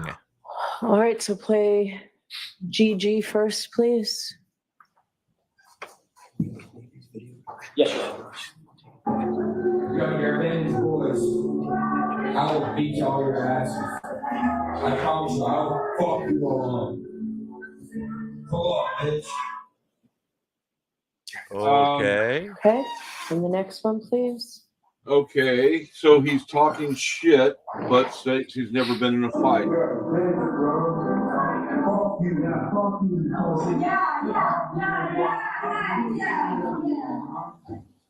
Let's go, boy. You be knocked out. Hell, bang, bang. He did a Mick Foley promo. He ended it with bang bang. May I inquire, Cactus Your Honor? Jack, Dude Love, Mankind. That was a Mick Foley promo, for God's sake. And an old one at that. Who hasn't seen the drunk shit talker that shuts the fuck up as soon as they realize their shit's not gonna fly? Yeah. Seriously. Yes. I'm going to take those two videos one at a time. I'm going to call one the advantage voice and one the Bang Bang. For purposes of my questioning, Mr. Albert, specifically regarding the advantage voice video, did you recognize it? Yes. How did you recognize it? What do you mean by How that? do you recognize it? Is that you? Yes. Okay. When was that taken? Maybe my sophomore year in high school. Around. Where were you? I don't remember. Okay, Where? you say your sophomore year in high school, that's about 3 or 4 years ago? Yeah, around. You indicated on cross-examination, you've never been in a fight. No. Indicating that you have no violent tendencies, no violent proclivities, right? Nope. What were you saying on that video? That I would beat them up. Did you say you would beat them up, or did you say, I will fuck you up? I said I will F you up. No, you didn't say, I will F you up. What did you actually say? That I would fuck them up. You also said something about beating somebody's ass, right? Correct. What did that mean? That I would beat them up. So when you said, I will fuck you up and I will beat your ass, was that a friendly invitation? No. That was a threat, correct? I don't know if I would call it a threat. Don't? I'm not sure. Someone walks up to you. I'm not going to do it. But if someone did, walked up to you and said, I will fuck you up. I will beat your ass. You wouldn't take that as a threat? If they walked up to me, yeah. But if they didn't walk up and just shouted it across the street and stood there and said, I will fuck you up, I will beat your ass, that's not a threat. I'm not sure. Yeah, I think you are sure, sir. Ooh. All right, so that I'll strike at the Commonwealth standing up and objecting. Were you threatening these Advantage Boys guys, whoever they are? Yeah, kinda. Were you Kinda. threatening them with He was violence? talking shit on the Kinda, internet. Yeah. In the second video, you said, fuck you a number of times. And then you said, KO, you said, pull up, KO, bang, bang. Right? Correct. Explain that to me. I'm not sure. Like, explain what I said. Is that a threat? Yeah. Pull up, bitch. Right? Yeah. Who are you talking to? Those same Advantage kids. Got it. So you're threatening them yet again a second time. Yeah. What does pull up mean? Like, come by. Yeah, meaning get over here. Mhm. Right? Yep. Because when you do, I'm going to fuck you up. Right? When he says it, it's just Yeah. funny. Meaning I'm going to fight you. He's and I'm so gonna put you down. little. Correct? Correct. That was your threat to them. Correct. Can we get a time on this second one? Of course. When was the second one, the bang bang threat made? Before or after the Advantage Boys? Right, but I'm remember, not sure. After? Might he have been the defends same Turtle night, Boy I and really claims don't know. that Well, Turtle you dressed completely Boy's differently, so it's probably not the same. online antics aren't threats. Right. Uh-huh. But now he's Yeah. trying to make this into a threat. I mean, this is just Consistent much? ridiculous. I mean, what juror is going to go, okay, so he said in his, what was it, sophomore year of school, he made a video yelling at someone but never acting on it, that it means he murdered John O'Keefe. How do you get from something you did in high school to actually murdering someone? Well, they're trying to attack his credibility because I on know, the one hand, he's saying he's not violent, so therefore he couldn't have done it. And on the other hand, he's demonstrating that he has a propensity to violence. So right. But they're I mean, trying. I, It is a stretch. It's a stretch. yeah, Okay.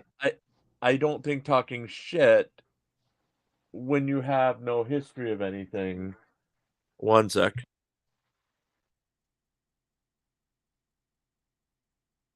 Sorry. I don't think that talking shit means that you're actually, because like I think Hank said, kids talk shit all the time. That doesn't mean they beat each other up. I've Well, seen my. yeah. Go ahead. Yeah. He's talking shit to other high school kids. Right. And and the pull up bang bang shit, he's trying to sound gangster, Right. Yeah. which is there's so many scrawny white kids from suburb trying to be all in the hood gangster, which is just hilarious to me. Right. But I mean, I would not be shocked that there's 10, 20 more of these videos out there because, he was what, 16? Yeah. So, And if any of the people he was making those threats to actually came face to face with, I would not be surprised if it was a whole different, oh, what? I was just fucking around. seriously, yeah. You would agree with that? Unless I could have changed my shirt. I do that often. Okay. So you changed your shirt, and on the same night, you just decided to threaten the guys twice. Is that what you're saying? Maybe. You're not sure? I'm not sure. Was it around the same time frame? Around you? All right. The fact of the matter is, Mr. Albert, you do like to fight, don't you?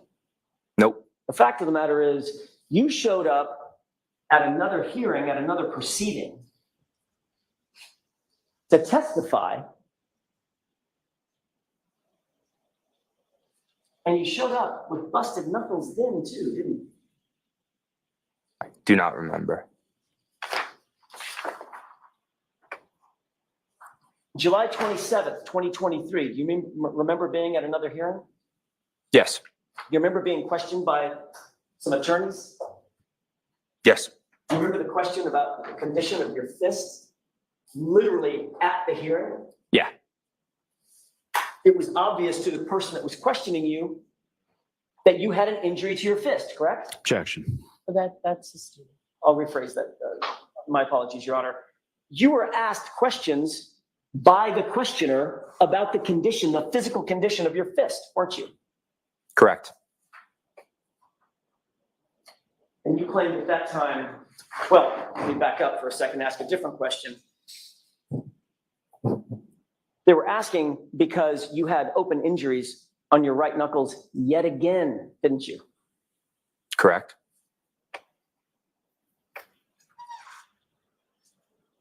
You said, I must have been hitting a heavy bag, right? Yeah. Boxing again. Hit in the bag. Yeah. No. Just working out, right? Yep. Didn't have any injuries on your left hand though, did you? No.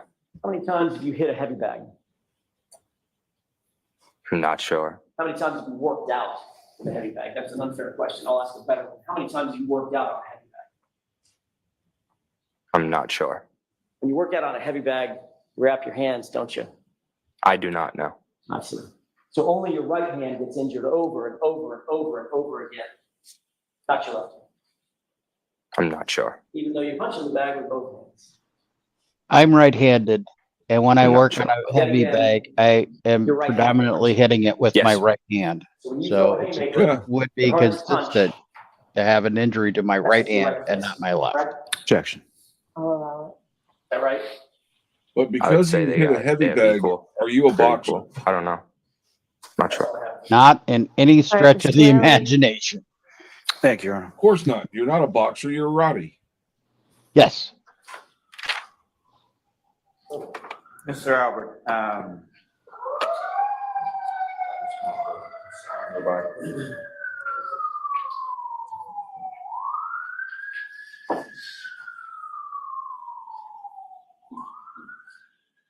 when those videos were made, you were a sophomore in high school, is that right? Around that, yeah. How old were you when you were a sophomore in high school? 16 years old. And so that would have been at least a couple years before January of 2022, correct? Yeah. And as far as within those videos, well, as far as timing, so those videos were around the same time, both sort of same time period within your sophomore year, Correct. and relatively close to each other, is that correct? The Correct. jury's still out, right? And who or Yeah, what the was jury is the still out. It's a club hockey team. And what, if any, relationship did you have with that club hockey team? None. And so, as far as what videos you were made and sending, were there any videos from that group that were made and sent to you? Text messages. And with regard to those text messages, generally speaking, what do they say? Just name calling me and my friends, calling us like pussies and stuff like that. So this was sort of a back and forth, is that correct? Correct. And do you even play hockey? Nope. And were these people around your age at that time? Yeah. And were they kids from the same town or different? I don't even know where they're from. Did you even really know these kids or what the names were or anything like that? Not at all. And was there ever any sort of physical fight or even a physical interaction with these other kids? Never. Did you ever even meet them face to face? Never. And with regard to Mr. O'Keefe, your neighbor who lived at the top of the street when you lived at Seven Meadows, you ever threaten him? Never. Did he ever threaten you? Never. Did you ever have any sort of back and forth exchange similar to what was up on the screen? Never. Okay. Can anybody see Very briefly. this scrawny little kid? You indicated, Mr. Albert, that this was your sophomore Well, year in high he's school. a football player or something. But you were He's asked got that a exact same question scholarship. under oath the Yeah, timeframe but of these he's videos still a in that other scrawny hearing, weren't you? kid compared to a 6'2" I police believe so, officer. yes. Yeah. You indicated under oath in that hearing that it looked like it was your junior or senior year in high school, correct? Maybe I'm not sure Not sure. exactly what I said. Your senior year would have been what year, sir? 2022, 21, 22. Same year John O'Keefe died. Correct. They have no year. Yes. That's all I have at this time, Your Honor. All right, I will hear you. Hey, Jim, will you be wearing pants tonight Your when Honor, you do your make the broadcast? argument outside the presence of the witness. I will So not I'm sorry, be. I'm going to ask you to step out of.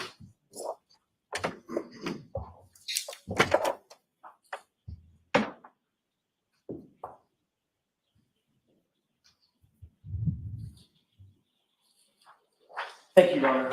Hold on. Oh, I'm sorry. Oh, okay. Yeah. Okay, yeah, you cannot hear in that background. No problem. I appreciate you giving us the opportunity. Your Honor, it's very clear that these videos are highly, highly relevant, given the sanitized testimony that this witness has tried to present to this jury. He's indicated that he's never been in a fight, doesn't have any violent proclivities, he doesn't have any violent tendencies. It's not in his countenance to do this. Mr. Lally opened this So door. you only got that through the voir dire. Understood. Okay, so the violent tendencies only came in through the voir dire. Well, that's not true. In front of the jury, he said, I've never been in a fight. Okay, but that specific question, you said violent tendencies, it was unobjected to, but that was voir dire. Understood, Yeah. understood. Mr. Lally And there's a opened the difference story between yesterday. fighting He and violent a series of tendencies. photographs with this witness's family. His arm draped over his aunt, he's with his mom, looking very family oriented, etc. And Mr. Lally went further than that and specifically said, I want you to take a look at your face, your hands, your extremities. Do you see anything unusual or odd about that? That's why I believe the court allowed, based on the testimony today, allowed the photograph in February of 2022 of the actual photo that cannot be manipulated. It's in the hands of a third party of the busted and injured knuckles on this witness's right hand. He then said, I've never been in a fight. Those two videos belie that testimony. There is no No, they don't. those two videos and say this is not relevant to the issue of whether or not he has been in a fight. But tell me how whether he's been in a fight is relevant to an issue in this case. That's what you have to do. Because the police should have, the Massachusetts State Police should have, if they were doing their due diligence, they should have investigated this young man. They should have investigated every single person Why? in that house, in or around the home of where John O'Keefe was found. Every indicator they had was he was out of the house before John to O'Keefe showed up. investigate whether or not there was someone in the house who tended to fight, who wanted to get in physical altercations, who had a propensity to get in physical altercations, who was a fighter by nature, who threatened to fight, who threatened violence. That's what this young man has indicated he does constantly. I'm surprised he didn't show up in this hearing with busted knuckles. So does this go to your third party culprit defense? It goes to both. It certainly goes to both. But yes, it also goes to our third party culprit defense as well. This is a focus of, I believe this should be a focus of the juror's attention in terms of, is there a third party who could have done this that evidence points to that may have done this? Absolutely. This evidence, what we now have, points directly in that It doesn't, it's focused though. in that direction. So yes, both it should have been investigated, and Colin Albert is somebody that the jurors should focus their opinion on or their attention on to determine whether or not he could have or was involved in the death of John O'Keefe. All right, Mr. Lally. Did they investigate Yes, Your everybody Honor. else that Almost wasn't there? did not open the door in reference to. They did not investigate everyone else there. And it's remember, they're going back to the incident where John O'Keefe yelled at one of the Alberts who crossed his lawn, "Get off my lawn." And it turned out that it wasn't this Albert, it was his younger brother that the incident happened to. So that Yeah. is, and that they had been And John made up odds with for the bag of years. candy. Yes. But they had been at odds for years that, that was leading to the motivation for this kid to murder someone. And I think I understand how it could be. how? Colin was pissed off that Johnny brought his younger brother a bag of candy, Oh, but didn't God. bring one for him. You've broken my brain, Hank. You've broken my brain. You win today. I am Reek. I am Reek. Yes, he's carried that grudge over the years, and finally, that night he somehow overpowered somebody that he has no. I just don't see that kid taking down a 6'2" trained police officer.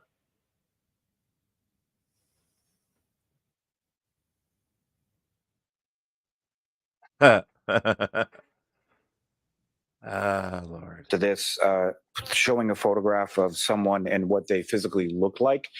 There was no suggestion. The only questions that were asked about fighting or anything of that nature were by counsel. So counsel thinks he opened his own door. I don't think that's exactly how that works. This is nothing more than rank speculation. It has nothing, bears no relevance whatsoever to this case. You're talking about something that is dated at least a year, if not two, prior to the incidents in this case. But what if it's as Mr. Jackson pointed out, the prior testimony, his senior year, which is, of course, is much closer? Well, I think even assuming that, as far as relevance is concerned, Your Honor, there is no evidence here of a fight at all. There is no evidence that this witness was even present at the house at the same time as the victim. There's no evidence of any animus between this witness and the victim. There is no evidence whatsoever, as I stated, that he was even present at the same place at the same time on the night with John O'Keefe, on the night that John O'Keefe was killed. There is no evidence from even these videos of any physical altercation having taken place. So whatever juvenile beef that he and his friends had with individuals from another town, there's no evidence whatsoever of physical altercation. There's no evidence that there's a physical altercation even in this case. So to allow counsel to introduce this purely for prejudicial reasons and to invite the jury to speculate as to what it is essentially does nothing but divert the jury's attention away from the facts of the case and what the evidence of the case is, and more so is just there's no evidence of anything in this case. May I give it briefly? Yes. In terms of evidence of a fight, I don't know what Mr. Lau is talking about. He says there's no evidence of a fight in this case. John O'Keefe looks like he had been beaten to death. He got hit with a eyes, fucking laceration car. over his right eye, laceration over his nose, a giant wound on the back of his head, and he doesn't look like he was hit by a car. He looks like he was in a physical altercation. It's as plain as the nose on your face, and we have evidence that we have witnesses who are going to propound that evidence, present that evidence. So Mr. Lally and the Commonwealth can take whatever position they want to. If they think those injuries are consistent with being hit by a 6,000-pound truck, they can knock themselves out. That is not the state of the case, and they don't get to dictate the state of the facts. The facts speak for themselves. Second, with regard to whether or not Mr. Albert was home that night, or at the home that night in a position to be able to engage in a physical altercation, which, by the way, takes about that long, that is predicated on his own family members covering for him. Every one of the witnesses who testified basically are friends and families of the Alberts. And keep in mind, Your Honor, I don't think it's lost on anybody that Colin Albert was hidden, specifically and intentionally hidden from all of law enforcement for the first several months of this investigation.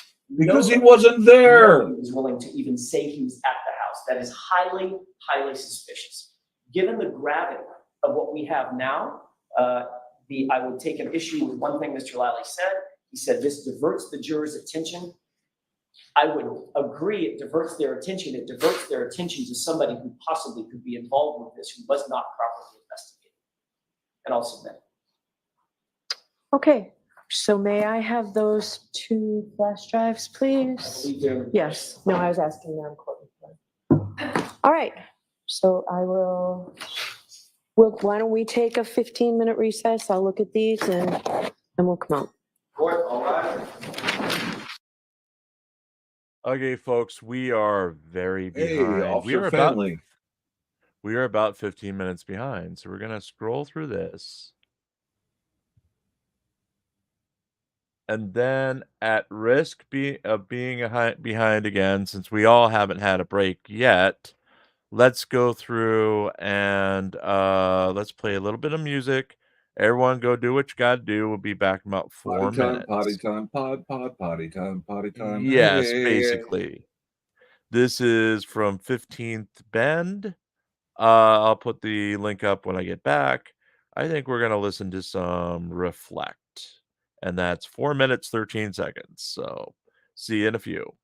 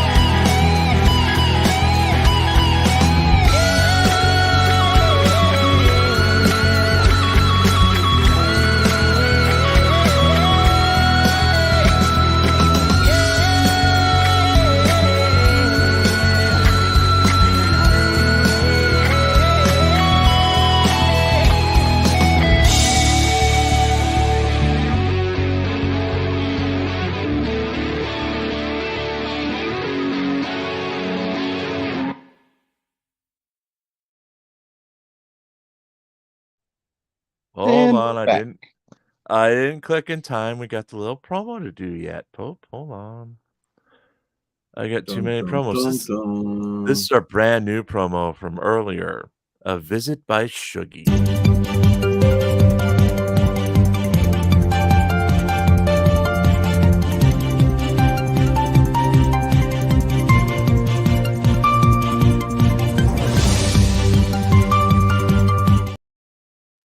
Okay, that Did could you not have been spot the- Shuggy. There was no Java cakes.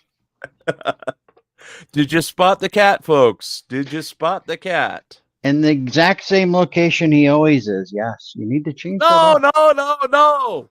no, he moved. It was slightly moved. Slightly moved. Okay, sorry. It was slightly moved. It was slightly moved. So did you spot the cat or not, folks? Yes, spotted the cat again in the exact same location he always is. Okay, so spot the cat was spotted in the same spot. So if you spotted the cat, you have earned the right to time travel with Hank back in time to the year 1978 to go do Where what? will spot No. Shuggy?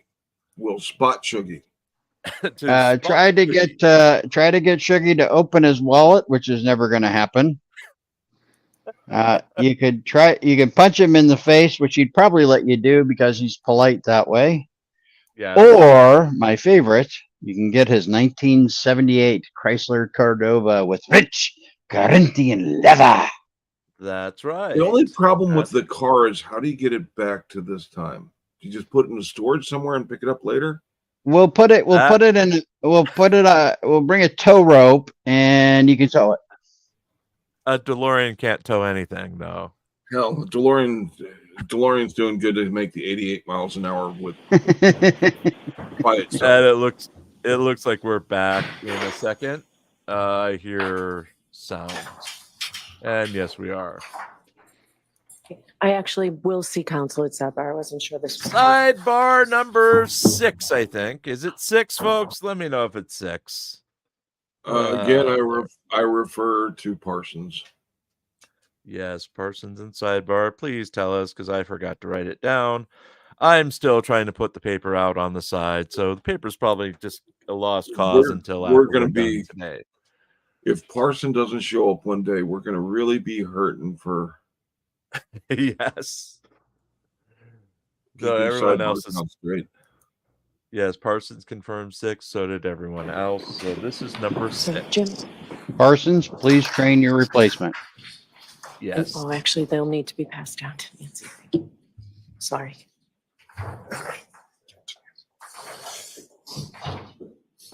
Sorsha, I didn't realize that Data's cat was indeed named Spot on Star Trek: The Next Generation. Yes, he was. I'm just using the joke, Spot the cat. So that is Spot the Witness cat. can take the stand, please. And Spot was orange.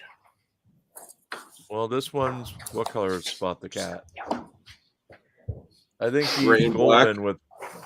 And so I'll remind you, you're still under oath. Right. So We'll Mr. do the promo later to Jackson, Spot the cat. Madam Court Reporter has 2 marked for identification. Are you moving to introduce those into evidence at this point? With court's permission, yes. Okay. So let's wait a minute. He's allowing them.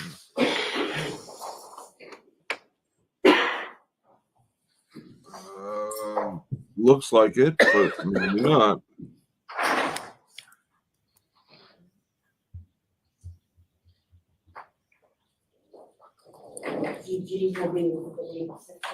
Thank you.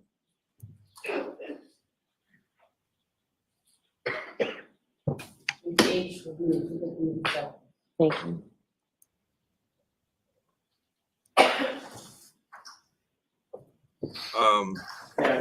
Yes. Thank you. Mr. Albert, before we took a break, you had mentioned that you've never been in a fight.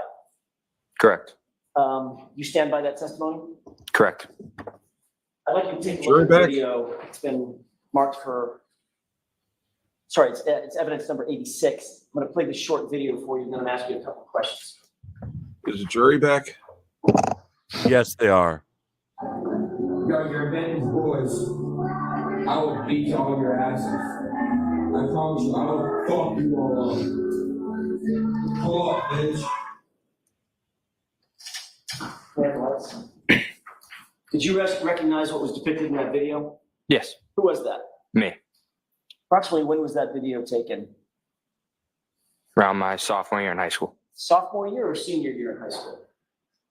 Say around my sophomore year in high school. Why do you say your sophomore year when you previously, well, let me ask it a different way. Did you previously testify at a different hearing back in July of 2023? Yes, You were asked about this video, weren't you? yes, You were asked about another videos at the same time, correct?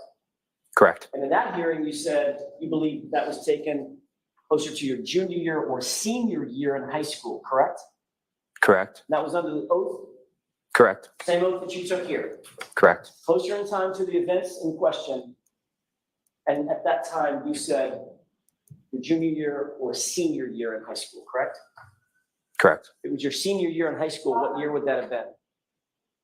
21, 22, so 2021, 2022. Going into 2022, correct? Yeah. The same year that John O'Keefe passed away. Correct.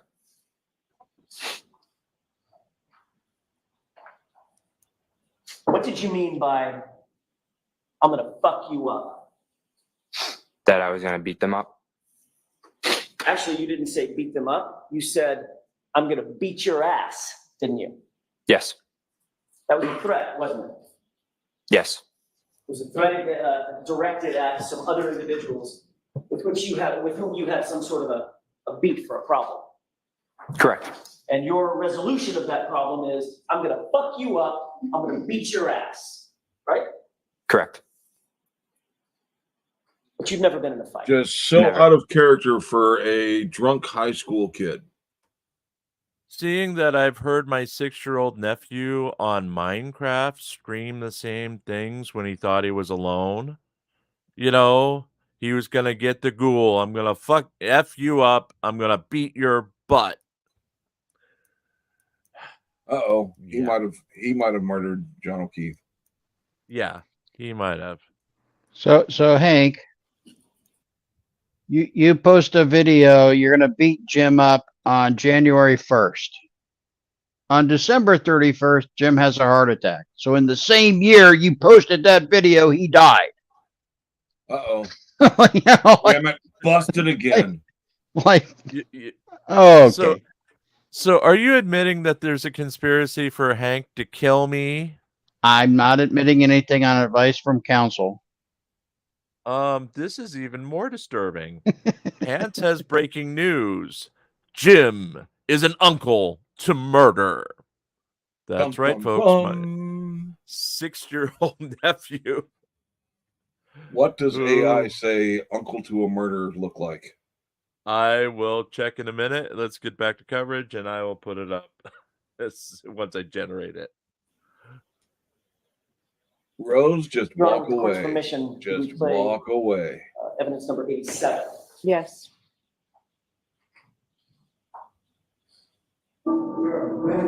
Fuck you. Fuck you.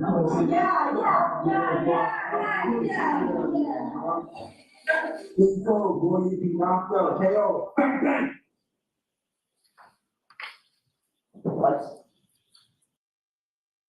I've got some bad news for you all. Uh-oh. Adobe AI refuses to generate this as you've used a word that is not permitted by the system. They don't like murder, do So they? They don't like uncle?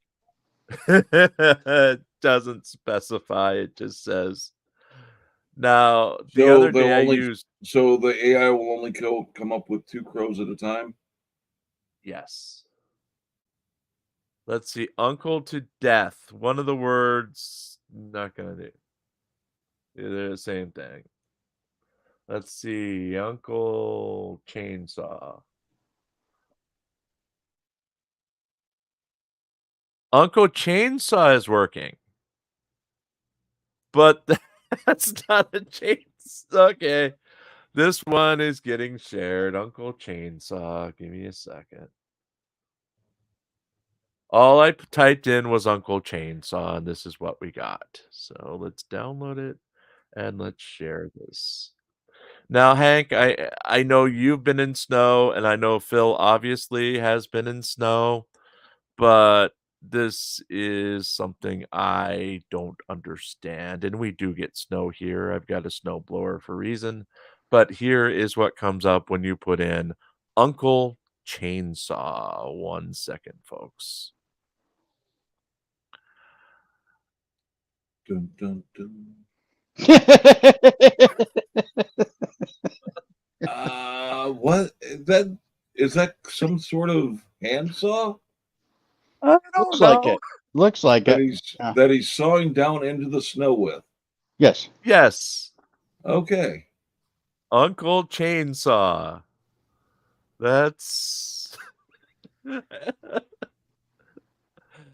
well, this murder did happen in winter, so and it was snowing, so I guess this is an accurate simulation according to Adobe Although I AI. believe the injuries would be a little bit different. Yeah, and it looks like his hands are on backwards, or the right hand may be on backwards too. So, Yes, Uncle AI is Chainsaw. shitty with hands. Yes, almost as bad as Rob Liefeld was back in the day. Image Comics. Oh, those were the days. May I inquire? Yes. Mr. Albert, who was that in that video? Me. Was that taken around the same time? Yes. You indicated you're a bitch, bro. Right? Correct. Was that a threat? Yes. No, that was a statement. Yeah, more of an insult. Calling someone out? Yep. Making them feel bad? Yeah. Prompting them to maybe fight? Objection, Your Honor. Yeah, I'll ask that question differently, Mr. Jackson. Also called him a pussy, didn't you? Correct. Derogatory comment? Correct. And then you said KO, bang, bang, right? Correct. What's KO mean? Knockout. And what does bang, bang mean? I'm not sure, honestly. You were just talking about knocking somebody out, Correct. and the bang, bang just sort of flowed. Exactly. Was that a threat? Yes. And these Is there threats any- we just talked Is there about, any evidence that he's ever followed through with any of these said threats? Correct. you're not threatening to hurt their feelings or send them a mean text, right? No. You're threatening to kick their ass, right? Correct. To get physical, right? Yes. Ball up your fists and beat the shit out of them. Objection. Can you answer that? When he said get physical, Yeah, can you repeat the question? all of a sudden I'm seeing the old 80s get You were threatening to ball up your physical fists and beat the heck out of them. Objection. I'll allow it. Is that what you were threatening to do? Yes. When you testified in a separate proceeding in July 2023, you actually showed up for questioning. You know what? We need to get the transcript of today and have Shuggy read it on air. Did you say yo bitch? Whatever. Just saying. Yeah, I agree. Yeah. Yeah. So they've got proof that he's an average drunk teenager that goes with verbal diarrhea when he's trying to be big man, making threats. Yes. No evidence whatsoever that he's ever followed through with any said threat. Yes. As Parson says, Shuggy reads mean tweets. Yes. Though we could have Shuggy sing the Olivia Newton song or John song Physical. Yep. Well, when he said physical, that's that popped in my head for some strange reason. Oh. So we're back with trial coverage of the Karen Reed murder case. Remember, folks, we're going to about 1 o'clock today. I think they're going to try to get out of here as quickly as possible after this essentially a shit show today. I'll be back at 8 o'clock tonight. It does look like we'll be moving those newscasts to 6 o'clock. You still have time to give your input. What do you say about 6 o'clock, Popeville? I'm fine with whenever you do it. Okay. But I thought you wanted me to do it at 3 a.m. Well, I want the audience to vote for you to do it at 3 a.m. Okay. Okay. Well, Just I to am show their going to. support. That poll is going on our community tab right now over on YouTube. So if you haven't voted, please go over and vote. We're also, yeah, I will abide by that vote. We also had our first panel last night. Phil and Hank joined me, along with Verbo Boss and the mysterious Australian that Phil. What did you think about the mysterious Australian Anthony Caruso? Well, for criminal, he's a nice guy. Okay. Well, at least he refrained from pulling out his meat. Yeah, he's And famous. talking about cricket. Yes. Lisa, that is 6 p.m. Eastern and 5 p.m. in the only time zone that matters. So it would be 3 p.m. on the West Coast as well. And I would We like to did, apologize to Anthony Caruso and make a slight correction. He's a convict, yes. not a criminal. He's a Oh, convict. convict, not a criminal. I got it. Anyway, folks, we're going back into coverage here. We'll be back tomorrow morning at 8:55 a.m. with tomorrow's edition of the Karen Reed murder trial as well. That should go all day. So let's get Mr. Shuggy and bring him over and make him do commentary for an hour. Sound good, guys? Yes, it does. Just Shuggy by himself. That would be wonderful. I'll work StreamYard. Shuggy can just talk, and that'll be our attraction. Shuggy does commentary. Live, correct? Yes. And you showed up at the time in July of 2023 with your knuckles busted up again, didn't you? Correct. And you were asked about your knuckles at that time, correct? Correct. And that time you said, oh no, I didn't fall down on black ice and slip and break my fall with my knuckles like you said here. You said, oh, I hit a heavy bag and busted my knuckles up on a heavy bag, right? Correct. So that heavy bag was you practicing boxing, right? It was me getting cardio, yes. Which is in a form of fighting, In a form, yeah. punching a bag. Yep. That's how you choose to do your cardio. Sometimes. And you're right-handed, Yes. and it was your right hand that was busted up. Correct. So when you throw your hardest punch, that's with your right hand, isn't it? I'd say, I'm not sure. I'd say they're equal. You're equally strong with both hands. I'd say so. So in your words, you could fuck somebody up with either hand, right? Objection, Your Honor. You answer that. No, I'm not saying that. That's all I have, Your Honor. Okay, Mr. Lally? Thank you, Your Honor.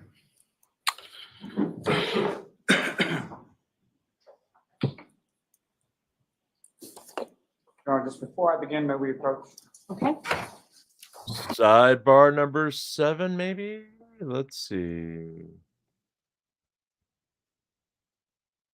Sidebar number 7. Dun, dun, dun. 7, We're lucky 7. Come on, Lucky 7, lucky 7. We're continuing the pattern where on these half days, they have tons of sidebars and they have tons of drama that they don't normally have on the longer days in the case. Well, we had a little bit yesterday with the making the witness cry. Yeah. But nothing like trying to accuse the witness of murder because he hit a punch bag and he made a couple of shit-talking videos when he was 14. Yeah. Just, 16, Or possibly 18. Yeah. And with all the investigation they've done, if this kid's constantly getting into fights, they should have been able to provide proof of at least one. Yeah, seeing that they found an altercation that Chris Albert was in 2001. 2002. Oh, sorry, 2002. That's why I questioned and let you jump in. 2002. And to his recollection, but there's no proof of when those videos were. So they didn't get metadata, apparently.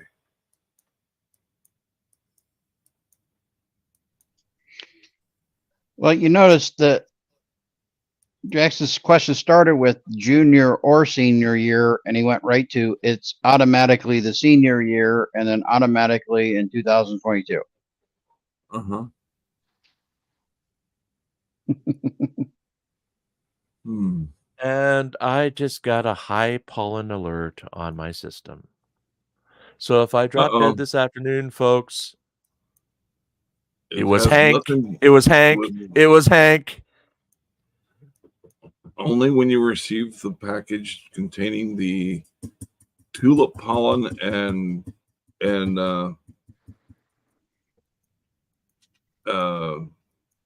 other things you're allergic to that will airburst into your face when you open the said package. It The was severed 100 daisy heads. That's what you're getting, a package of severed daisy heads. It was 100% Hank. We had, while we're waiting here, yeah, last night, not only was the fat raccoon back out on the front porch or back porch, we had a skunk spray somewhere out, and it was so potent, I didn't even have my air or my fan going, and it came through the wall, and it was just like, oh my goodness. Oh my goodness. I'm glad to see the raccoon's aim's getting better. Or You the mean skunk's skunk- aim's getting the better. skunk aim. Well, the raccoons could be aiming the skunk.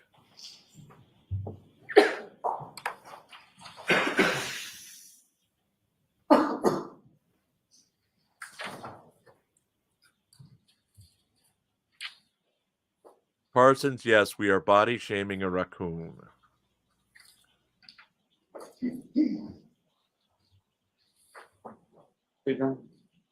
Yes. Mr. Albert, just to be clear, Ally McCabe is not your cousin, correct? Correct. She's a friend of yours who you have relatives in common, is that correct? Correct. Now, when you and I and other individuals met prior to your testimony in this case, it was just one time, is that correct? Correct. Did we talk about something called sequestration? Not that I remember, no. Did we talk about having conversations with other witnesses while the case was pending or going on? No. Now, you testified when you were asked on cross-examination that you haven't had any conversations with any other witnesses, you haven't watched any coverage, you haven't done any diligence, correct? Correct. Was that at my instruction? No. Is that something that you've done at any point in time as far as talking to any other witnesses, including your parents? No.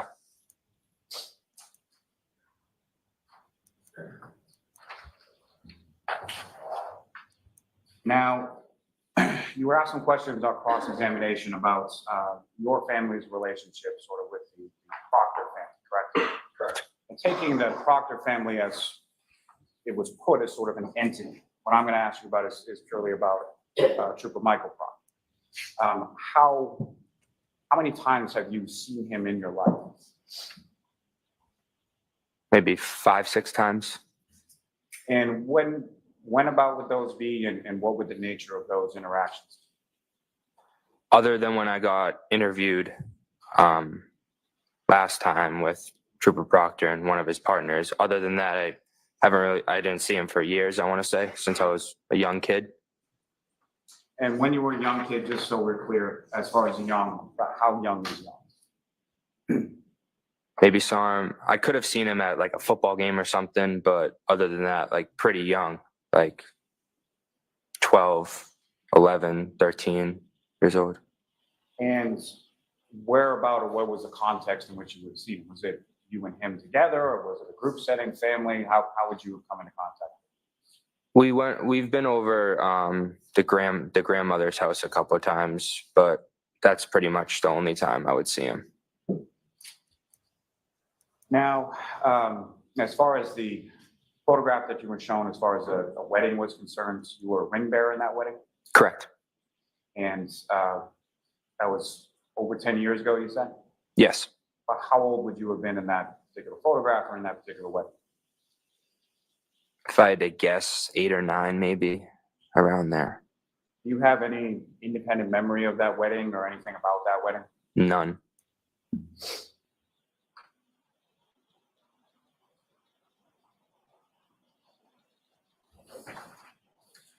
And as far as your family being close again, sort of the Proctor family as an entity? Is your family close with all of the Proctors, or is your family close with Courtney Proctor, or is your family close with Michael Proctor? Mostly just like my aunt and my mom's friendly with Courtney, I'd say. Not really close with Michael.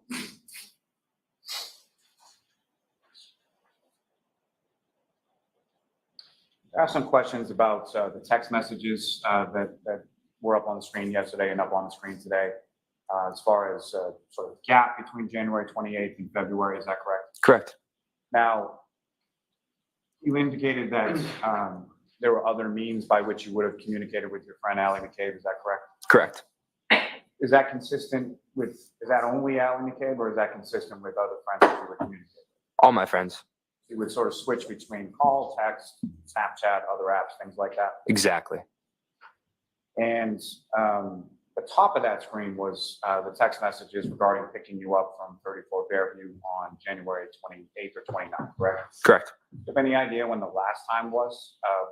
Text before that? Was it days, weeks, months? Not sure. That period sort of. Thank you. Yeah. That period of sort of January 28th into February, is that, how would you characterize that? Is that a normal gap between times that you would have text communications with Allie McCabe? On iMessage, yeah, I would say so, yeah. And from photographs that you were shown yesterday during your direct examination, when I was asking you questions, those were photographs from February 11th of 2022, correct? Correct. And Ms. McCabe was present at the house for your cousin Jack coming home from the Marine Corps as well? Correct. You saw her on February 11th, correct? Yes. Now, the other photographs that you were shown today at some sort of bar or establishment, were those taken before or after the time at your uncle's house when your cousin Jack came home from the Marines? After. And after by days, weeks, if you know? Weeks.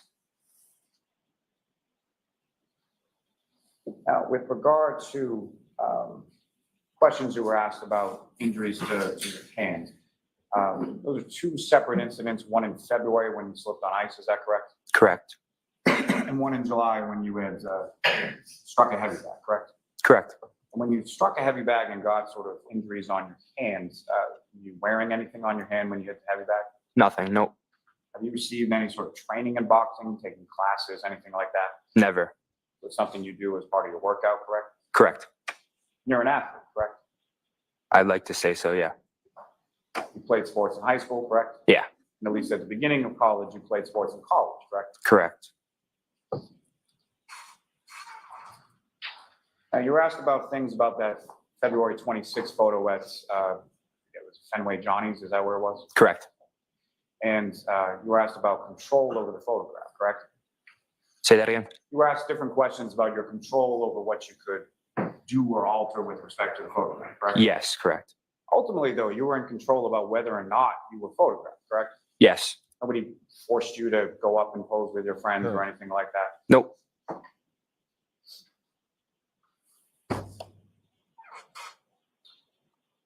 Now, as far as those videos that you were just shown, how old were you?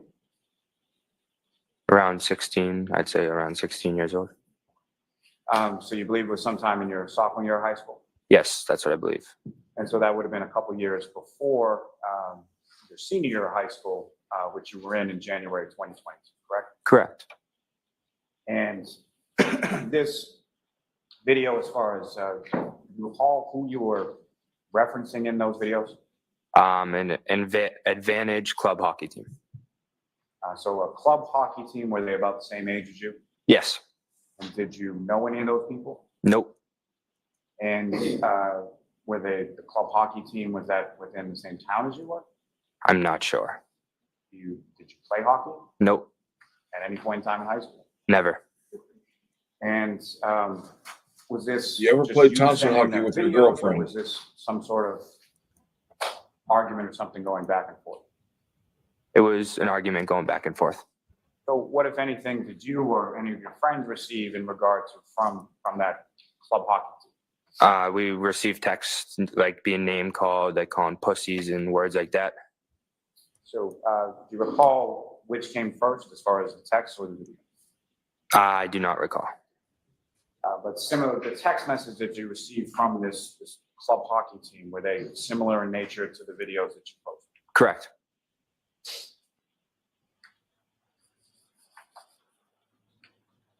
Do you recall what the argument was about with this other group of kids from this club hockey team? Yeah, it was the girls in our friend group. A couple of the girls in our friend group like hung out with them a few times. So like all my guy friends got a little salty about it. So that's why we kind of sent videos back and forth.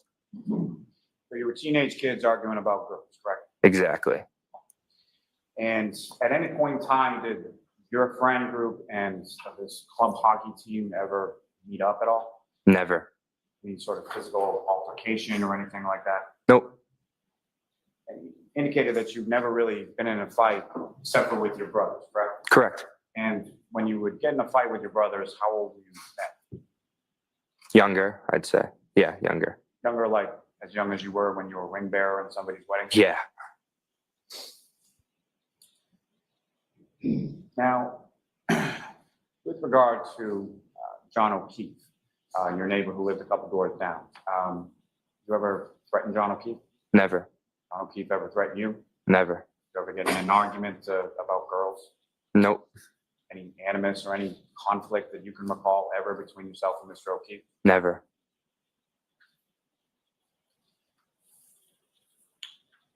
Now, you were asked some questions on cross-examination regarding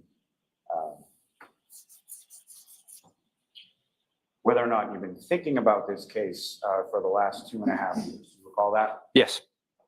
And you indicated that you had not, correct? Mm-hmm. Correct. Sorry. And you had indicated in your testimony in response to that questioning, essentially not until people were writing things about you on the internet, correct? Correct.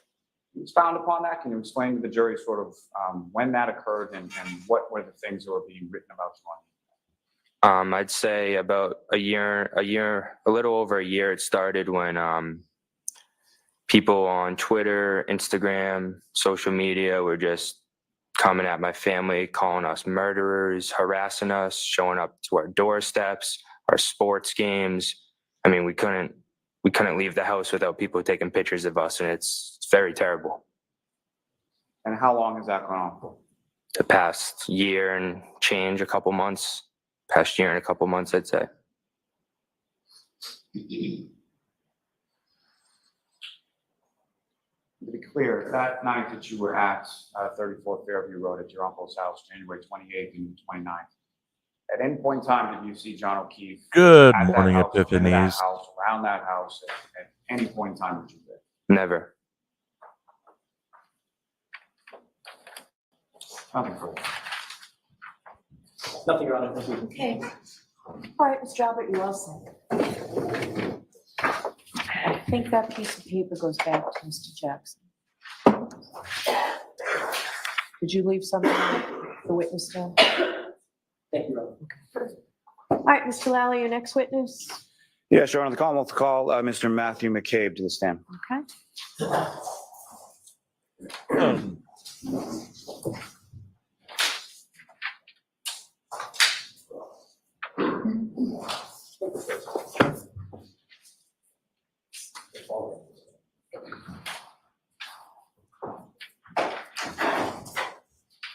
Step right up. Watch the step. Remain standing and wait for court. Do you solemnly swear the evidence given in the court and jury in the case down here to be the truth, the whole truth, and nothing but the truth, so help you God? I do. Thank you. Take a seat. Ooh.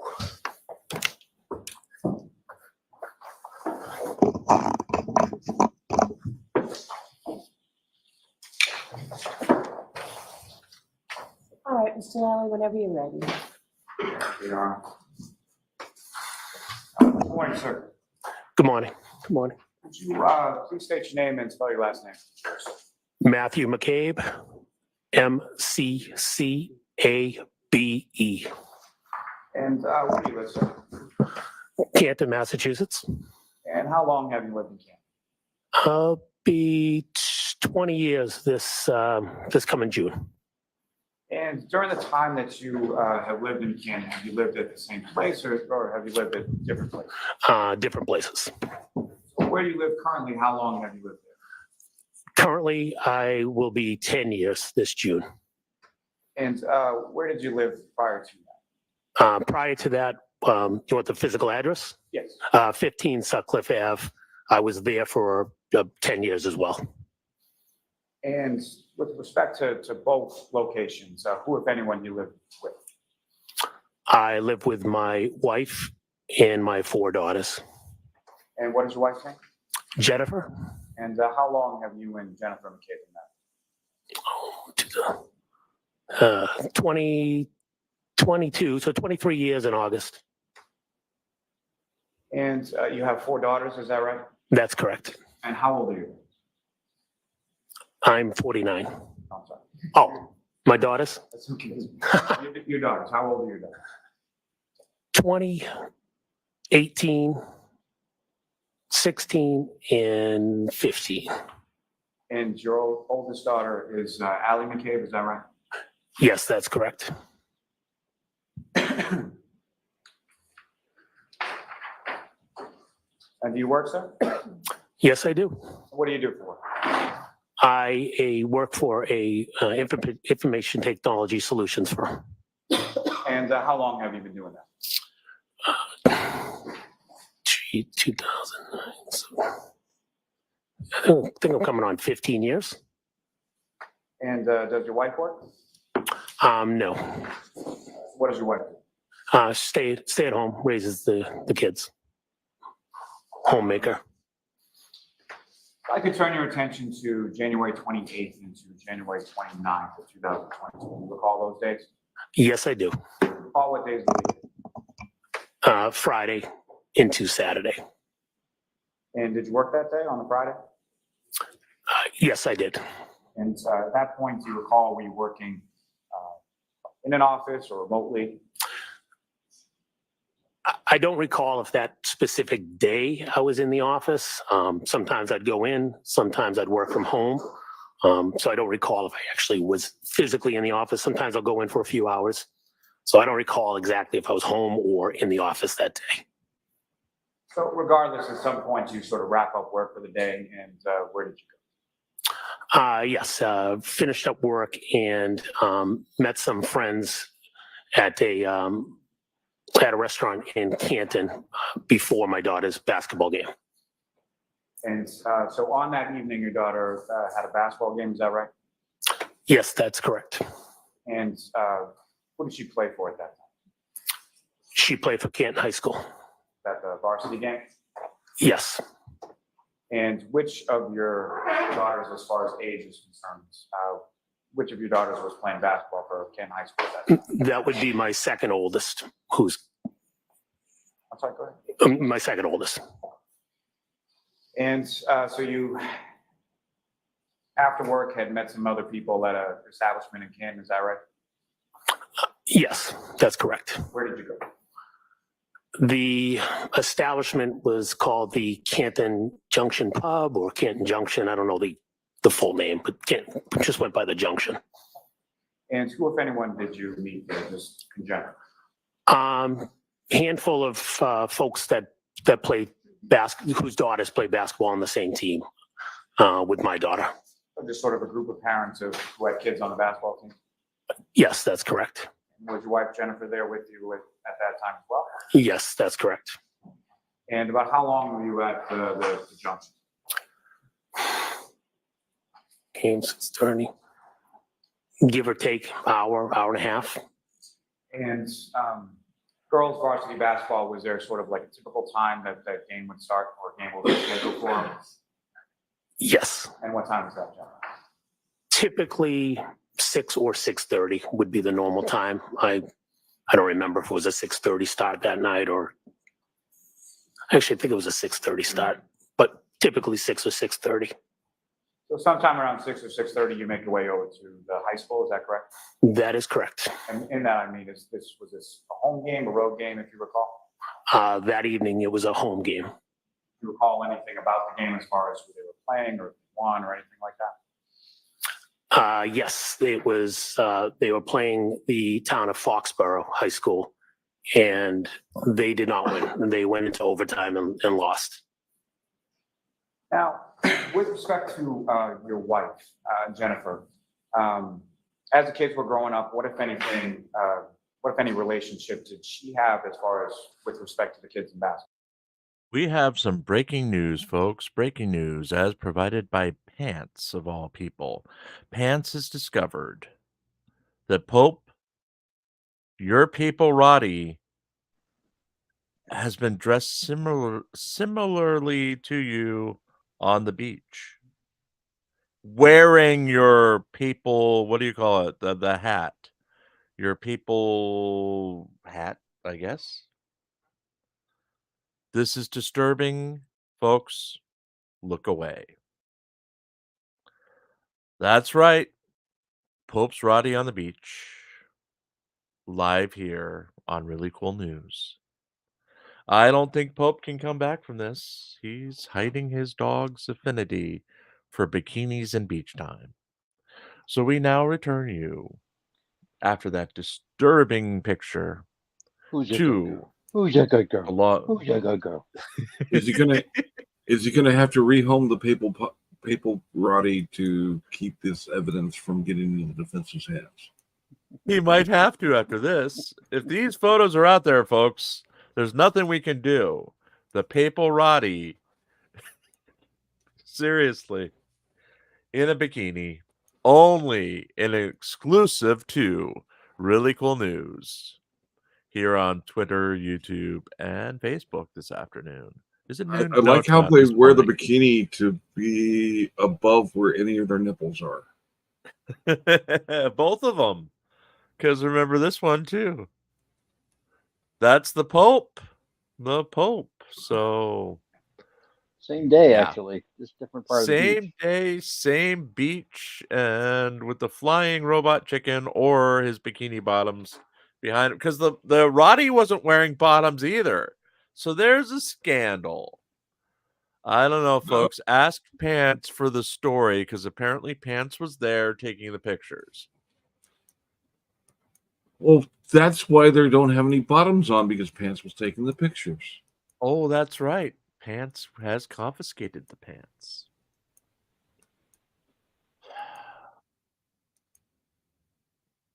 Let's go back to coverage. We're out of here in about an hour and 10 minutes. And then we're all getting some sleep. Except for Sir Popeville. Because Popeville has other better things to do today. Yes, yes, I do. Then we'll be back, or I'll be back at 8 o'clock to catch you up on the news. I'm actually putting out the newspaper today. We should be back at our 3-something a.m. schedule tomorrow, as I'll be writing some stuff after the show tonight. And hopefully catching up on all that's important in the 1A auditing community. So let's go back to live coverage of the Karen Reed trial on Really Cool News. It's grown as like the youth years. Jennifer was a basketball coach and coached throughout the years. Coached a couple of my daughters. So she coached, and with respect to the daughter that was playing at the high school game that night, was that one of the daughters that she had coached? Yes, that's correct. Fair to assume she had also coached several of the girls that were on the varsity basketball team with your daughter, correct? Yes, a few of them, yes. Now, when you get to Canton High School to the basketball game, is there sort of a typical area where you would sit or people you would congregate with while you're watching the game? Yes, we'd sit up in the bleachers. Usually the parents from the home side would tend to sit in the same area. So you sit there, you watch the game, game is over, and then what is sort of the plan from there, or where do you go? After the game, I drove my younger two daughters back home. So your whole family was there for the game, is that correct? My wife and my two younger daughters. My older daughter was there. She wasn't with us, but she was there as well. She was a student at Canton High School at that time as well? Yes, she was. So she's sitting with the other students, is that correct? Yes, I'm assuming. I don't recall where she sat, but most likely with the other students. So you drove your two daughters home, and then where did you go from there? After dropping my daughters off, my wife and I proceeded to the waterfall in Canton Center. And do you recall what you were just in one vehicle when you left the house and went to the junction and went to the high school game, back to the house and to the waterfall? Was it the same vehicle? Yes, we were in the same vehicle. And do you recall what kind of vehicle it was or whose vehicle it was? It was the family vehicle. It was my wife's vehicle. I don't know, what was it? I don't know if it was a Suburban or a Yukon. I forget which one, what brand it was. Some kind of SUV? Is it? Yes, a large SUV. And why did you go to the waterfall? We went to the waterfall. My wife informed me that her sister was at the waterfall with her niece and a few other people, and we went to go meet them. My understanding, it was my nephew's birthday, either that day or the day after, and they were going to meet out at the waterfall for his birthday. And just to be clear, as far as who we're talking about, your wife's sister, what's her name? Nicole Albert. And is Nicole married? Yes, she is. And what's her husband's name? Brian Albert. And the niece that you're talking about that was out there with your sister-in-law, what's her name? Her name is Caitlin Albert. And the nephew of yours whose birthday it was or was going to be, what's his name? His name is Brian as well. So essentially Brian Albert Jr., even if he's not. Yes, I believe he's a junior, yes. Now, with regard to the basketball parents and the other people that you had been with at the junction and then at the game, what, if any, communication was there amongst sort of the basketball parents that evening or any other? Yeah, so we had a group text with the basketball parents, a handful of us, where after some of the games we would meet up afterwards. This evening, I know Jenna or I sent a text out saying where we were going, because we were obviously meeting her sister, and a few of the parents responded where they were going. We kind of split up, except for one couple decided to meet us at the waterfall out of that group text. And the couple that decided to be. See you, touche, and thank you. That I'm would be fearful Nick of what's and coming Karina to the door. Kolakisis.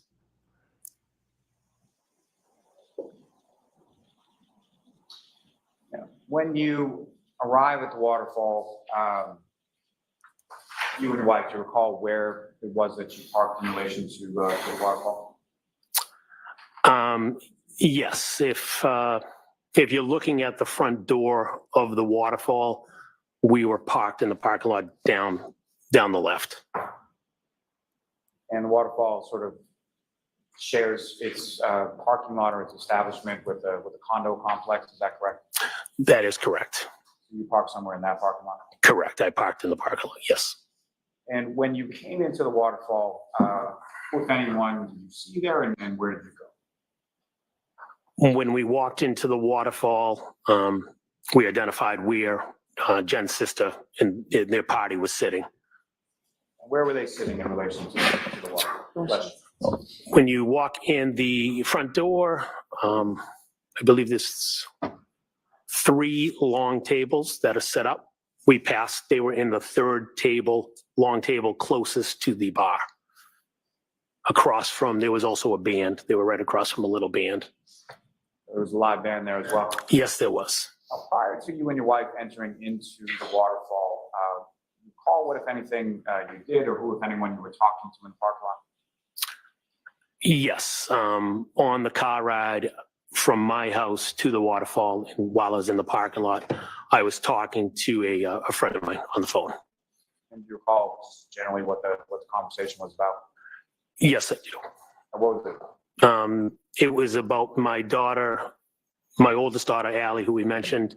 It was about her hockey team and her hockey coach. I was talking to one of the hockey coaches. And when you were talking to this person, this is inside the car, is that correct? That is correct. And despite it being sort of a wife's car, was your phone hooked up to the speakers? Did you have a Bluetooth or anything like that? I don't know if I connected mine to the Bluetooth or not. I don't recall if I was connected to the Bluetooth. not. I know my phone connects, so possibly. I don't know for sure if it was 100% connected that evening. Now, with respect to it being your wife's car, is there, when both of you are in the car, is there sort of a default as to which of your phones would connect to the Bluetooth, yours versus hers? If look at it that way, it would be my wife's because it was her car. So the car would probably recognize her device over your device, correct? That is correct. Now, actually, I started the call definitely on my phone because my kids were I was on the call for a while. So I think I had my kids still in the car when I was dropping them off. So I wouldn't have them listening to the call. So I must have been on, again, I don't remember, but I must have been listening on my, holding it in my hand. And when you come into the waterfall, do you recall about what time that was? I did 9 o'clock, give or take a couple minutes. And again, you come over to a table closest to the bar, and who's in the group when you get there? When we arrived, it was Nicole, Caitlin, Caitlin's boyfriend, Tristan, Chris Albert, and Julie Albert. We were also joined by Nick Kolakisis, who I mentioned. I just don't remember if Nick was already in or if Nick walked in right after me, but Nick and I, we got there similar times. I just don't know if he was already sitting in the bar or standing there when I walked in, or if he came in right after. Oh, and Jen, obviously.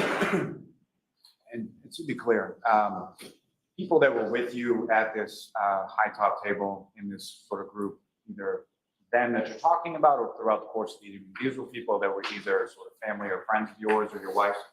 Oh, yes, that's correct. Yeah, family and friends, correct. And so whether or not you and Mr. Kolakisis came in at the same time or slightly staggered, at some point he came in as well, correct? Yes, that's correct. And with respect, obviously you were out and you were at a bar, correct? Yes.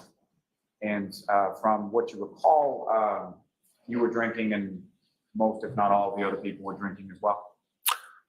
Yes, yeah, everybody at the table, to my recollection, was drinking. And do you recall specifically what you were drinking on that night? I do. And what were you drinking? I was drinking vodka with water and a splash of Crystal Light. And is that something that you would normally drink? No. And why were you drinking that on that? I was in a diet competition with other people in the town, so I was trying to stay away from any beer, which would be what I typically would drink. And as far as your observations of the other people there throughout the course of the night, did you note anyone in your group, either at that time or subsequent in the night, to be sort of overly intoxicated or drunk or anything like that? No. And as far as the other people in your group, as far as drinking was concerned, at that time or any time later in the night, was their drinking sort of commensurate with the amount that you were drinking? I wasn't paying attention to see who was drinking, how much they were drinking. I don't even know how many I had. Maybe at least 3, maybe 5. I don't know for sure. But give or take something there. But again, I wasn't paying attention to see if anybody was drinking faster than somebody else or et cetera. And in that sense, well, according to somebody who I will not mention name, Canton is Got an there at alcoholic. 9 and left a little after 12, so a little over 3 hours. So roughly 9 o'clock to about midnight or so, correct? Yes, I recall leaving a little after midnight, correct. Now, the initial group that you walked over to around the time that you got there, did that group expand or contract? Did people come or leave? Or can you explain sort of the order of that over the course of the year? Yes. Shortly after we settled in, Nick's wife showed up. Could have been 15, 20 minutes. I don't remember the exact time, but Nick's wife, Karina, came. And Give or take 45 minutes, an hour after that, Brian Albert Sr. and Brian Higgins showed up. And around 11-ish, give or take, I don't know the exact time, Karen Reed and John O'Keefe showed up as well. Let me ask you a little bit about some of those other, but let me ask first about, as far as Caitlin's boyfriend, Mr. Morris, how long was he there that night? I don't recall how long he was there. I do know he left. He had mentioned something about working that evening. There was obviously a snowstorm coming in that evening, and he had mentioned that he was going to go home for a little bit before he had to go out and, I don't know if he was plowing or shoveling or doing something, but he was going to be going out that evening to plow, I believe. And Christopher Albert and Brian Albert, they're brothers, is that right? Yes, that's correct. And Christopher Albert's wife is Julie Albert, is that correct? Yes. And she is also friends with your wife, Jennifer McCabe, correct? Yes. And been so for years, as far as you know? As far as I know, yes, they've been friends for years. Now, you mentioned someone by the name of Brian Higgins. Did you know Brian Higgins prior to that evening? Yes. And how did you know him? I had met Brian a few times, social settings. I recall meeting him at the Junction one evening. I believe I met him at a graduation party. I don't know how many times I met Brian, but I met him maybe 3, 4 times. I don't know exactly how many. So I knew who he was. You knew who he was as far as he was friends or friendly with your brother-in-law, Brian Albert, correct? Yes. And that's how you knew him, was through Brian Albert? Yes. And do you know where Brian Albert Sr. and Brian Higgins had been prior to them coming to Waterfall? Yes, I was informed that they were in New York, coming back from New York from a funeral of a New York police officer. And both of them, as far as you knew, Brian Albert Sr. and Brian Higgins, they were in law enforcement, is that correct? Yes.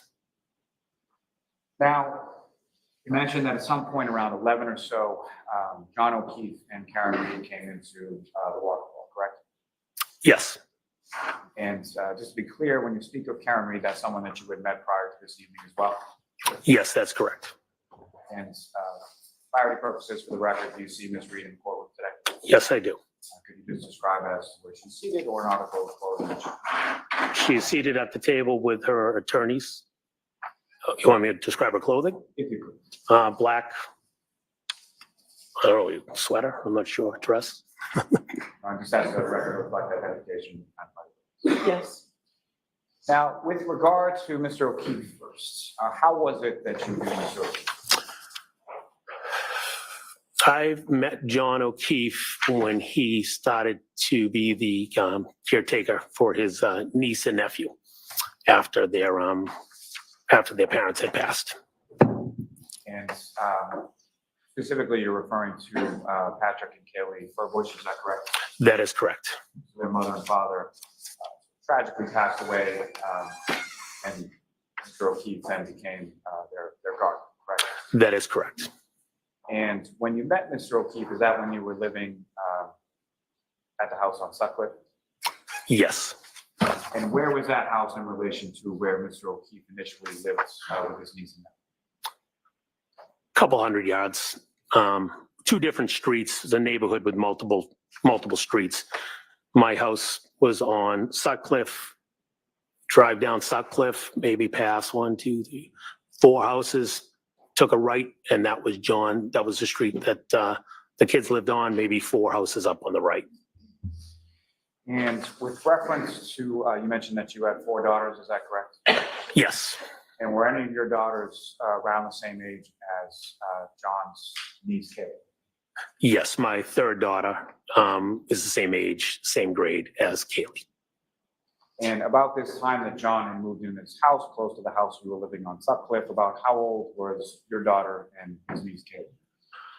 Ooh, I believe it was kindergarten. How old would you be in kindergarten? 7? I don't know. I think kindergarten's class. So Okay. fair to say they were very young, correct? Yes. And with reference to the kids, what, if any, beyond sort of being neighbors, what, if any, relationship did either you or your wife have with regard to Mr. O'Keefe and specifically his niece and nephew? I'm sorry. This the door. I was trying to. No, the door was shaking, so I couldn't hear the end of it. So around that time that Mr. O'Keefe moved in with his niece and nephew and took over guardianship of that. Yes. What, if any, relationship beyond being neighbors did yourself and or your wife have with respect to Mr. O'Keefe and the kids? Oh, yeah, we had a good relationship, especially my wife. She was having the kids the same age, Kaylee and my daughter. She was very involved with helping him out, whether it's rides to various events. Throughout those years, I'd also coached Kaylee myself a couple times in soccer, and my wife also coached her in basketball. So play dates, things of that nature. Various times would go out with John, where he would meet up somewhere where we were. So a friendly relationship where, John was, in essence, acting as a mother and a father.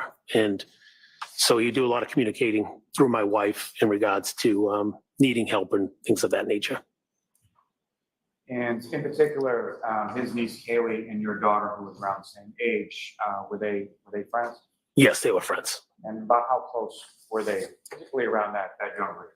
They were very close in the young age. Kaylee would spend a lot of time at our house, spend a lot of time sleeping over. So they were very close.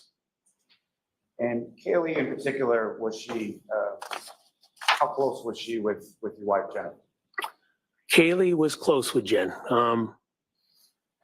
Kaylee was mature, well beyond the other girls in regards to she was bright, and she was very articulate. So she could have conversations with the adults much better than the other kids. Having 4 girls, she was a bright kid. Now, at some point, Mr. O'Keefe and the kids moved from that house, and you also moved from the house on Suffolk, correct? That is correct. And do you recall the order of that? Was it you that moved first, or they that moved first? I'm pretty sure I moved first. Yes. And about how far away from the house on Sutcliffe was your new house? It's right up the street, driving in a car, 2 minutes. I don't know, mile and a half. I'm not sure the exact distance, but not far away. And where did John and the kids move? They moved a little further away from, they're probably a couple miles away, 2.5, 3 miles. I don't know the exact distance. Not far. That side of town, everything's fairly close. And specifically, they moved to a house on Meadows Avenue, is that correct? That is correct, yes. And the nature of your relationship, or you and your wife's relationship with John and the kids and your daughter and Kaylee, did that sort of continue throughout after each of you moved from the original neighborhood? Yes. Now, with respect to the defendant, Ms. Reed, when was it that you first met her? It's COVID 2020. We met her summertime of, I think it was the COVID year. I think it was 2020 summer.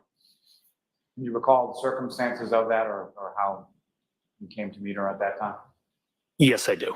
Can you explain to the jury what were the circumstances? Where did you meet her? John had reached out to my wife, Jen. It was on a Saturday. I don't know if they connected that Saturday or the Friday, but they connected. John asked if he could come by the house with the kids. We have a pool, so he wanted to come by with the kids swimming and wanted to introduce Karen to us. Specifically wanted to introduce Karen to my wife, Jen. You know why that was? Yes, because they were dating, and he informed my wife that Karen had MS, and my wife has MS. So he thought it'd be good for the two of them to get to know each other, could have conversations with each other, obviously both suffering from MS. How long has your wife suffered from MS? I'm gonna say, I think she's been suffering for a while, but I'm gonna say her diagnosis, maybe 9 years. I don't remember the exact date. I'm gonna say about 9 years. And so, Mr. O'Keefe, Ms. Reed, the defendant, and the two children came over the house that day, is that correct? Yes, that's correct. And about how often did you see Ms. Reed from that summer of 2020 until about the time of January 2022? I would see her. There was a couple other times that that John and Karen came by the house with the kids, and also see her at sporting events, whether it was soccer, whether it was basketball. Would see her at events, whether it's practices, picking somebody up. I would see Karen around. And as far as you knew, or what, if anything, let me ask you this. As far as your relationship with Mr. O'Keefe, is someone he was dating, or what was going on with someone he was dating's relationship, is that the kind of thing that the two of you would discuss?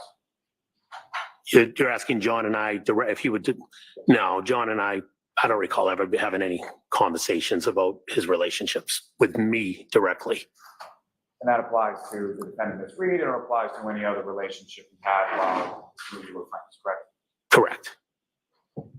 Now, turning your attention back to the waterfall on the evening of the 28th, when Mr. O'Keefe and the defendant come in, where is it that they went in relation to the group at the high top?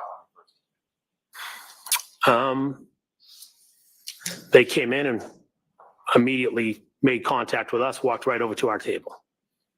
And when they came over to the table, what if anything happened when they came over to the table? Shaking hands, hugging. How you guys doing? Good to see you. Typical meet and greet when you see somebody that you're friends with.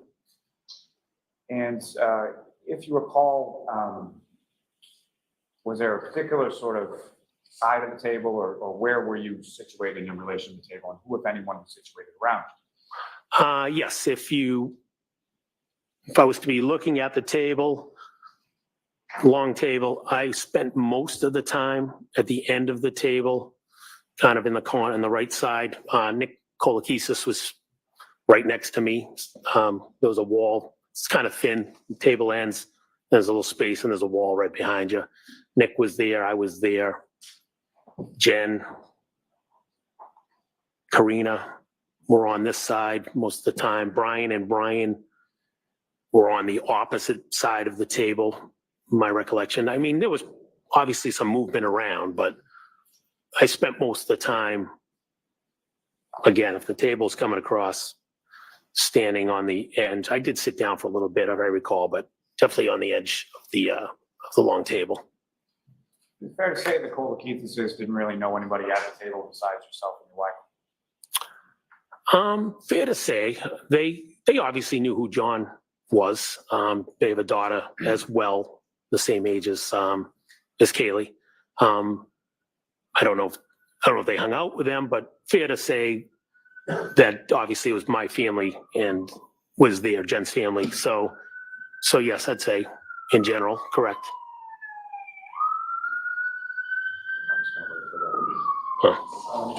You get water.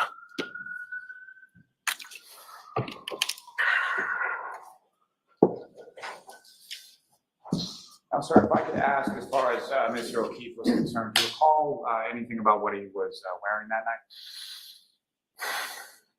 night? I recall it, a baseball cap, and he tends to brim it over a little bit, and shirt and jeans. I don't know exactly what he was wearing. Do you recall seeing him at any point in time with any kind of winter coat or heavy coat or anything like that? Not that I recall. If he had one on, he had one on. I don't recall it. And as far as his person, his features, what you could see, what, if any, injuries did you observe on him at that time? I did not see any injuries. And do you recall what John was drinking that night? I believe he's drinking Bud Light beer. That pretty typical for him. Majority of times I saw John, yes, he was drinking Bud Light. I do recall when he came to my house for that first meet, he was drinking Bud Light Limes, which I thought was interesting, but it was at a pool. And maybe it was a summer drink for him. I'm not sure. Fair enough. I think I gave him a hard time. Now, with reference to Miss Reed that night, what, if anything, did you observe her to be drinking or have? She was drinking a clear liquid. I just assumed it was a vodka soda or vodka something. And as far as the absent the Crystal Light, which I'll leave that alone for now, but absent the Crystal Light, was it similar to the drink that you were having that night? Yes, could have been vodka water. Exactly, I don't know. Now, do you know where the two of them, being Mr. O'Keefe and the defendant, do you know where they had come from prior to coming into the waterfall? John had said they were came over from across the street from CF McCarthy's.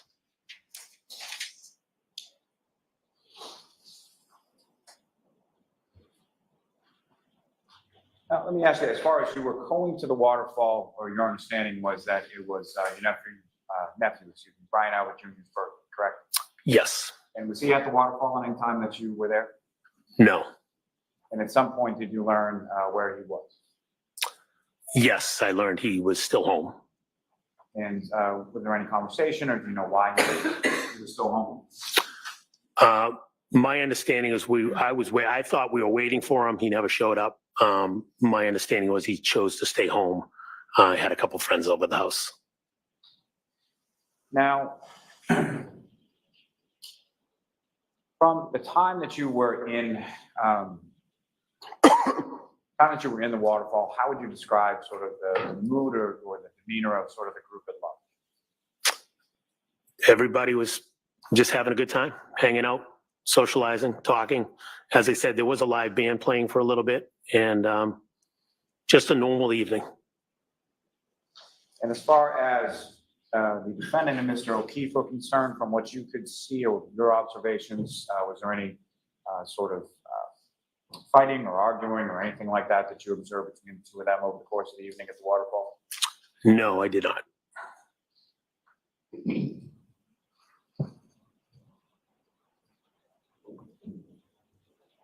You mentioned that you had left the waterfall sometime after midnight. Is that correct? Yes, that's correct. And before we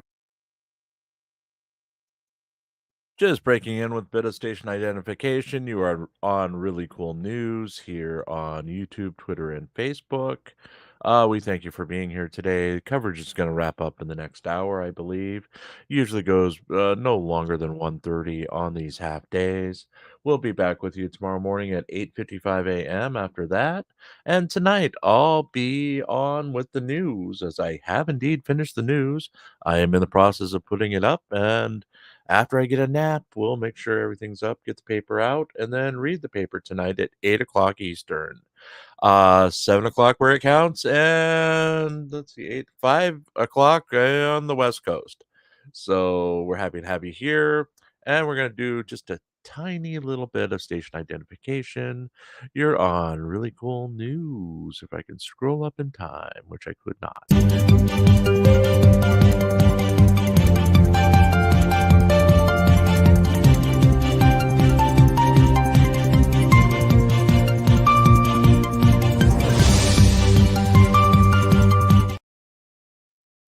Did you spot the cat, Hank? Hiding next to the very malnutrition cow. Yes. We'll do one more and see if you can spot the cat. Let's see which one.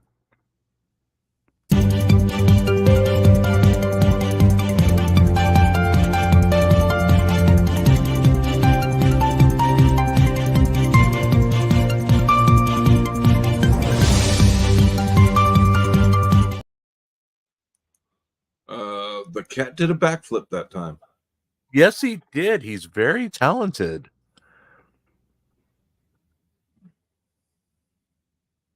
Sorry, unlike the Papal Roddy who just dresses up.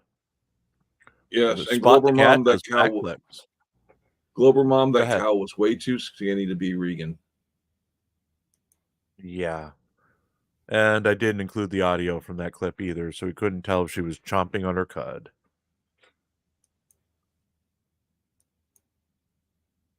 We get to that. Over the course of the evening at the waterfall, did you have occasion to have conversation with either Mr. O'Keefe or the defendant? Yes, I did. Would that be both? Yes. And starting with Mr. O'Keefe, what, if any, conversation, generally speaking, do you recall having with Mr. O'Keefe that evening? I believe that night I think that night he was out because Kaylee, maybe they just got the acceptance from Kaylee. He was excited about her acceptance to what's the school? Bishop Fian, a local high school. And that was something that you were aware of that you had applied for to get into that school, correct? Yes.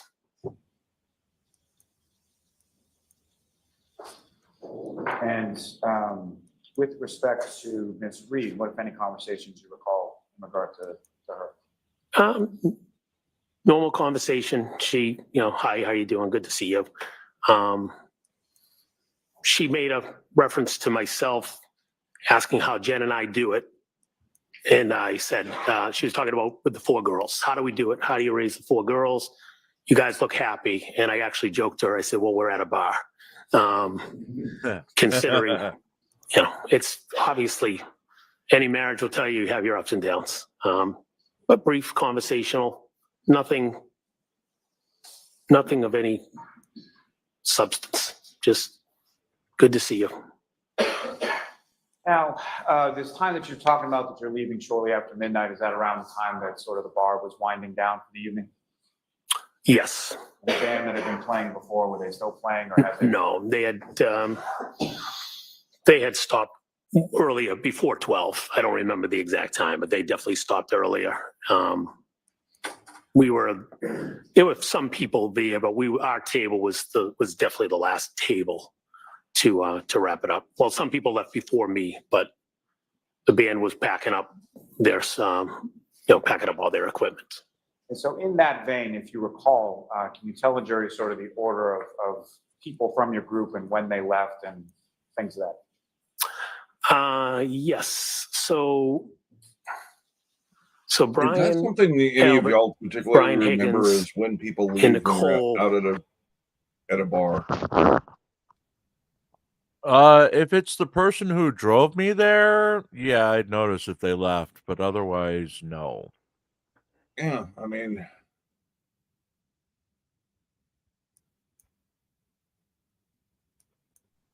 it's If I 2 was- years later. If I was in a Yeah. plot to commit murder, yes, I would remember that. yeah, I guess.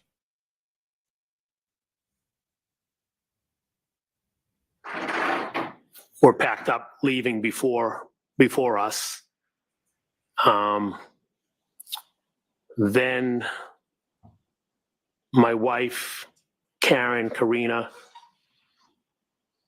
John and Chris, they started leaving before us. I think John was delayed, but they walked out, and Nick and I were the last 2 at the table.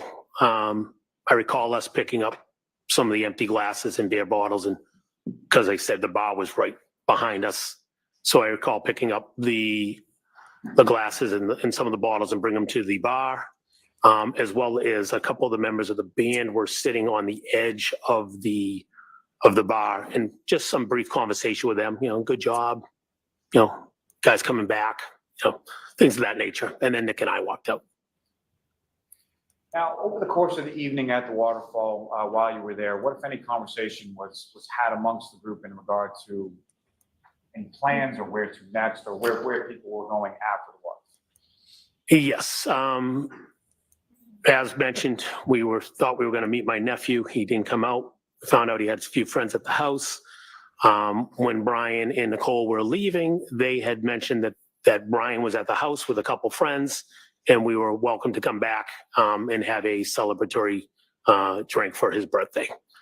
So he had extended an invite to the table, like, hey, who's ever around wants to come back, you're welcome. So that was sort of extended to the entirety of the group, is that correct? That is correct. And so what was your understanding, at least as far as your plan, you and your wife, Jennifer, when you were leaving? That we'd be stopping by Brian and Nicole's house. And so prior to that discussion regarding stopping by your brother-in-law Brian Albert's house, what, if any, discussion was there in regard to your to his brother Christopher Albert? Let me ask you, what, if any, other discussion other than going to your brother-in-law Brian Albert's house was there at the table in regard to places to go after? Yes. There was discussion about going to D&E Pizza. That's a pizza sub shop that Chris Albert owns in Canton Center, which is 100 yards, whatever, across the street from the waterfall. And can you describe sort of what was the substance of that discussion and who was involved in that discussion? Yes, the discussion is we've done that in the past where we've wrapped up for the night. We've gone over there and turned the ovens on and have made some pizza. In this particular instance, Karen had asked if we could do that. She wanted to go to D&E. She wanted to make pizza. Chris and I were adamant that we were not going to D&E because we were on this diet and we were not going to go subject ourselves to late night pizza. So we said no, we're not going to D&E. Though we had conversations. Karen wanted to go, but we kept saying no, we're not going to go. When you say you kept saying, was that something that the defendant raised once or more than once? More than once. Now, when you leave, you and Mr. Kolokitis, and you walk out of the waterfall, you go to your car in the parking lot, is that right? Yeah, yes, that's correct. And again, by your car, I mean your wife Jennifer's car, is that right? Yes. And where was she in relation to the car when you did? She was already in the car. So let me ask you, as far as where was she seated within the? Oh, sorry. She was in the driver's seat. So you get in the front passenger side, is that right? That's correct. And when you get into the car, what, if any, communication did you become aware of between your wife and Mr. Oakes? When I got into the vehicle, my wife received a text from John, and it said, "Where to?" He was looking for the address. I told my wife we were starting to drive out of the parking lot. I told her just call him instead of texting him back. Rather than text while she's driving, you advise her just call him back. Correct. And did she call him? She did. And with respect to that Bluetooth that we were discussing earlier within the car, this call from your wife Jennifer to John O'Keefe, was that using the Bluetooth technology? I'm assuming it was. I don't recall, but I knew he was on the phone asking what the address was. Let me ask you this: could you hear both sides of the conversation? I could hear him. Yes.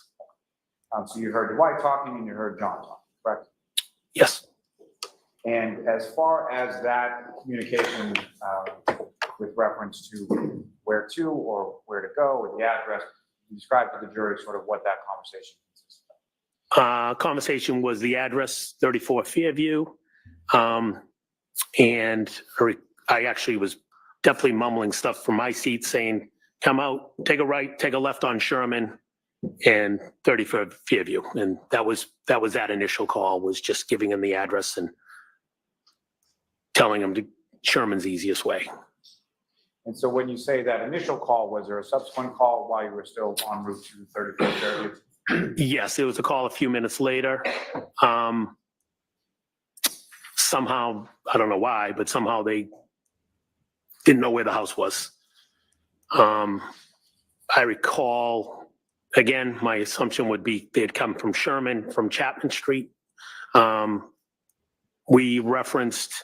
wife referenced a friend of Kaylee's who lives off of Fairview. We said, "Well, you know where this child lives?" He said, "Yes." Okay, drive past her street and the house will come up on the left. And the friend of Kaylee's, what was her name? Her name is Bella. So someone, you recall whether it was you or your wife that made reference to Bella's house?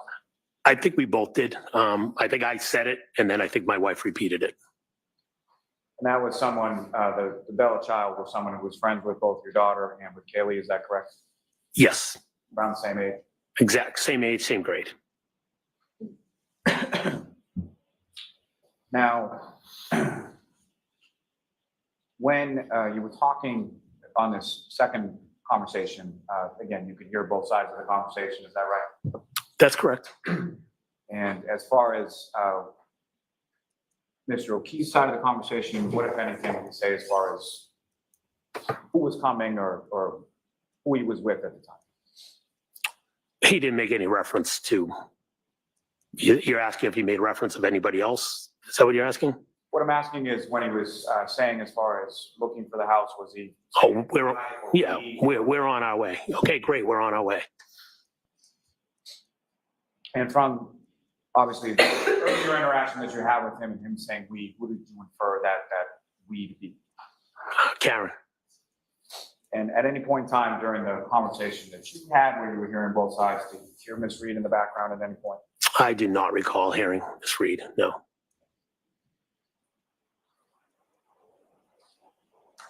Now, about how far a drive is it, how long a drive is it roughly from the waterfall to 34th Fairview? The way I would go, 4 minutes, give or take, 5 minutes. There's multiple ways, but depends on how you go, I guess. And the way that you go, as far as what you're talking about, is that your recollection of how or where your wife drove that night? Yes. Now, as far as when you arrive at the house, where did your wife park the vehicle in relation to the house? She pulled the vehicle into the driveway. And you're obviously familiar with the address or the residence at 34 Fairview, correct? Yes, I am. Been there several times before this evening. Yes, I have. And essentially, there's 2 garage doors on the house. There's one on the left, one on the right. Is that correct? Yes. Do you recall whether or not your wife parked on the left side of the driveway or the right side? I believe it was the left, but the driveway is fairly wide. It kind of widens out, not just the 2 doors. So I don't know if she was right on the left where the, where the walkway is, or if she was, one kind of more in the middle. Because that driveway, you could pull up even on the right of her, but somewhere, I don't know exactly, but she pulled into the driveway. So she pulls in the driveway, she parks, you guys go in the house, correct? Yes. When you get inside the house, who, if anyone, do you observe there? When we entered the house, we observed Caitlin, Brian Jr. Brian had 2 friends there, Julie Nagel and Sarah Levinson, Brian Higgins, and Brian Albert Sr. And where? Did I say Nicole? Nicole, I don't know if I said Nicole. And where in the house were they situated? When I recall, everybody was congregated when you walk in the front door, to your right, there's a table, and then there's an open floor where it goes right to the kitchen and the room with the table. They just flow into each other. So people are surrounding either the island in the kitchen and or the table area.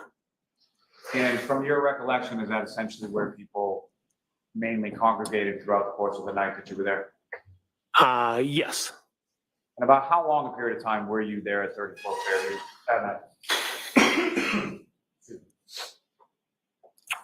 Got there, I'd say a little over an hour. No, got there about 12:20-ish. Left 1:40, 1:40. I don't know the exact time, 1:40, 1:45-ish. So. You got there somewhere closer to 12:30 and you left somewhere closer to about 1:45, 2 a.m. Is that correct? Got there about 12:20, give or take, and then, left about 1:40, 1:45. I don't know the specific time, but somewhere around there. And similar to the question I asked you about the waterfall, as far as the how would you describe sort of the mood or the demeanor of the group in the house when you got? Everybody was hanging out. I know Julie was excited. We just showed up. Good to see us. Brian, excited that we came by. Normal. So fair to say no tension, no arguments, nothing like that while you were at the house? No. Do you recall sort of what you were doing while you were at the house? Or what the group was doing? It kind of hanging out, talking, sitting around the table, engaging. Music was on. Just having a good time, just hanging out, talking, enjoying each other's company. I do recall my wife put on a foolish video that she wanted to show the kids at the table. But other than that, just socially hanging out with each other. The foolish video that you're talking about, do you recall what that was? Yes. And can you describe that to the jury? It was a video for the song "It's Raining Men." And you recall, generally speaking, what was in the video, why it was a foolish video as you described? Well, it's a in the family. It's one of Jen's sisters had put on a show before with an umbrella. So at some point, my wife came across this video, and it was people just dancing around. So she was showing my niece and my nephew and the friends the video so they could see. We're kind of picking on my sister-in-law. And you have another nephew by the name of, I'm sorry. Are you familiar, you mentioned that earlier at the waterfall, there was Christopher and Julie Albert, is that right? Yes. Familiar with them, your wife was friends with Julie, correct? Yes. And you know their children as well, is that right? Yes, I do. And specifically, you know their middle child, Colin? Yes. And at any point in time in the evening when you were there at 34 Fairview Road, was Colin Albert there at any point? No, he was not. You didn't see him that night at all? Never saw him. And obviously, you know your oldest daughter, Allie, correct? Yes, I do.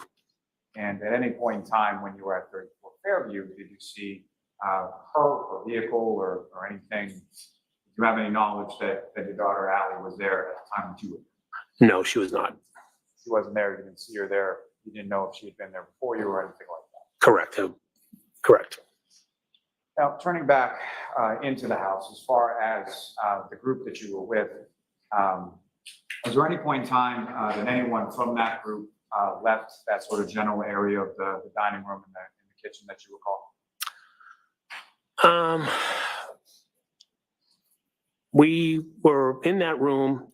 There's a room right next to the kitchen with the doorway that you can walk through. I was seated at the table, but you could walk through the doorway. You know, I know Julie Nagel went into that room because she was looking out the door. And other people could have walked in and out of that room. It's right there, right next to us. At any point in time over the course of that evening, did you see anybody sort of go upstairs or downstairs to the basement or anywhere else but that general area of those three rooms in the home? I did not see anybody. Now, at any some time, point, did you see the dog in a you puffy mentioned, jacket? That Julie Nagel was looking outside for something. Is that correct? Yes, that is correct. How long was that in reference to after you arrived and then when that happened? Again, I don't know the exact time. I'm going to say could have been 3 minutes, could have been 5 minutes, somewhere in that vicinity. We arrived, said hello, good to see everybody. And shortly after, she had mentioned that her brother was there to pick her up. Now, as far as the Levinson and Miss Nagel, they were friends of your nephew, Brian Albert Jr., is that right? That's correct. And did you know them at all at that time, you know, when you arrived there on the 28th? Miss Levinson, I did not know. First time I met her. I definitely had met Julie before. She had, Brian and her hang out. So I definitely met her. I think she'd been to I don't know if it was previous to this or after this, but Julie has, helped my nephew Brian, when we go on vacation. We have a dog, and Brian would usually be the go-to to, let the dog out, et cetera. And I know Julie has helped him. I just don't know if that was previous to that or after. But I definitely had met Julie before, yes. You had met her before, but essentially met her as a friend of your nephew's, correct? Yes, Not someone that you knew particularly well, is that fair to say? correct. Didn't know her well. So after about 3 to 5 minutes or so after you arrived, you observed Ms. Nagel looking outside, correct? Yes, she was going out the door, correct. And do you know why she was going out the door? She said her brother was there to pick her up, but she didn't want to leave. And at any point in time, did either yourself or your wife extend an offer to either Ms. Nagel or Ms. Levinson or both in regard to getting home? Yes. We informed, my wife informed them that if they wanted to stay because we just got there, we would be more than willing to drive them home. And fair to say at this point in time, you didn't even know where Ms. Levinson or Ms. Nagel lived, is that correct? No idea. You didn't really know what you signed up for as far as traveling home, is that correct? Oh, well, Canton's not that big of a town, so I wasn't too scared. But yeah, I didn't know exactly where they live. I knew they were from Canton. Now, at some point when Ms. Nagel goes outside, what, if anything, drew your attention to the outside of the house? When she went outside or when she was opening the door, her or somebody referenced that there was another vehicle out front. And so upon hearing that, where did you go? Upon hearing that, we just assumed that was obviously John and Karen. So I don't recall if I looked out the window first or looked out the door first, but I looked out to see the other vehicle out in front of the house. And just to be clear, when you say window and when you say door, like which window and which door? Well, I was sitting at the table and right behind me is a window. Or if I stood up and took 5 steps, there's the front door of the house. So again. In addition to sort of the regular front door, is there like a storm door or something that you would have been able to see through? Is that? That would be the front door, I would call the storm door.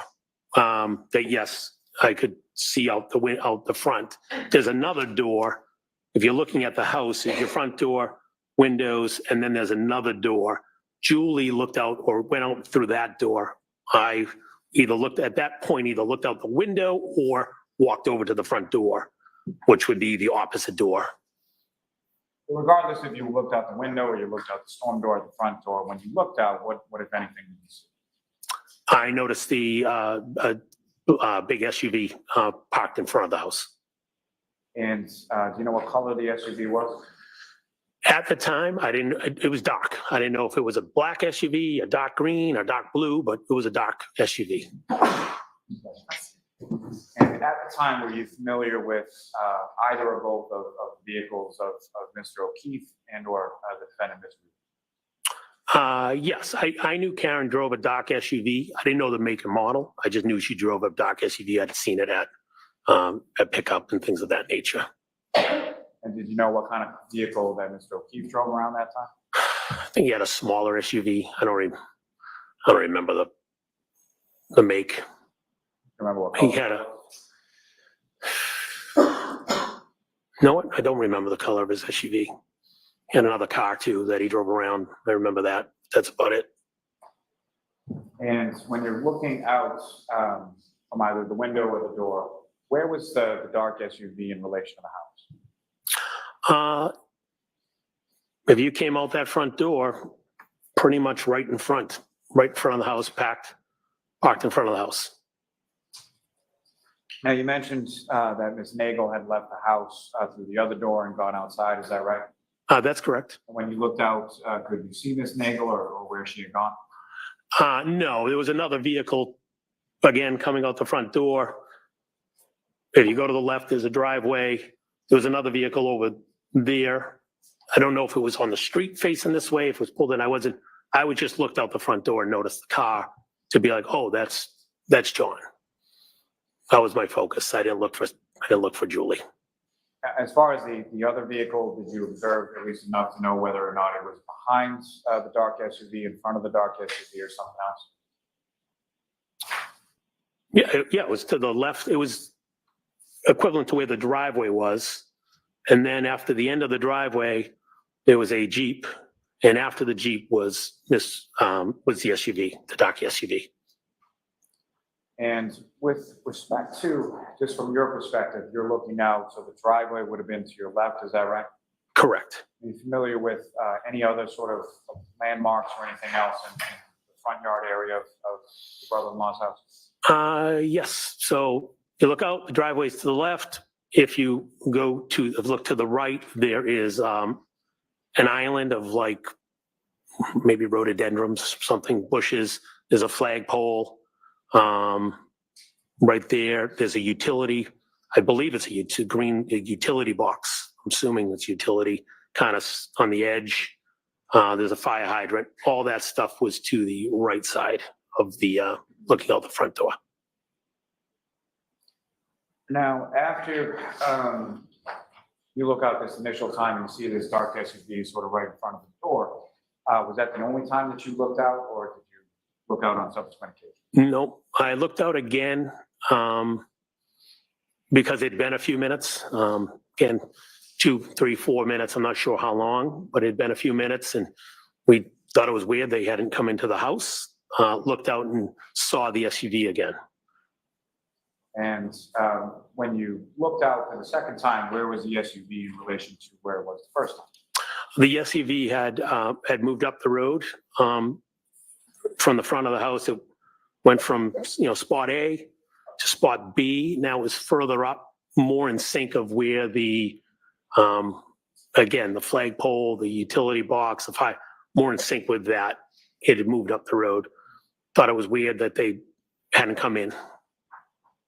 Now, as far as the times that you're looking out, did you happen to make any note of sort of, let me ask you this, taking you back to the waterfall just for a second. When you were driving, or your wife was driving from the waterfall to 34 Fairview, what, if anything, did you observe as far as what was the weather? The snow had started to fall. And at that initial time that you're going from the waterfall to Fairview Roads, folks, we have some breaking news in a case that a lot of people are still following. Jason Dullahide has been convicted of 3 charges, at least one of them on a plea deal. We're still getting the news in as the website is updating. There's still a bunch of outstanding charges. Looks like the 3 most recent ones, he made a plea deal. One of them says 15 years in prison, but I don't know if he's been actually sentenced to that as of yet.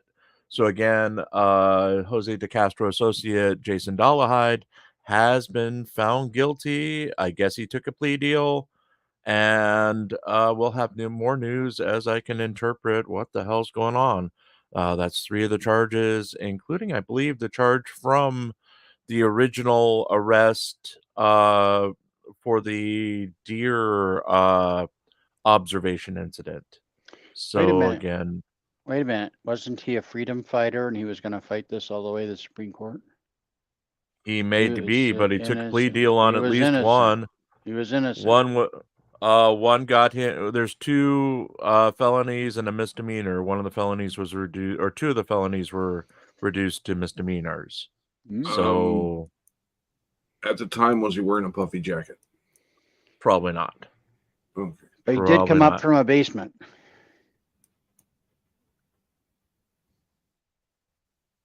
My Discord, I will throw it in chat. Anyway, it's basically scrolling. Well, usually you scroll. I forgot to put the scroll up. See, that's the thing. Mm-hmm. It's What are scrolling you at the hiding? bottom What of are you chat right hiding? here. You refuse to put it up. What are you hiding? I don't know. But we'll get back to this. This is in pretty much the last hour, I believe. Let's take a look at. They're still going. We're about 15 minutes behind.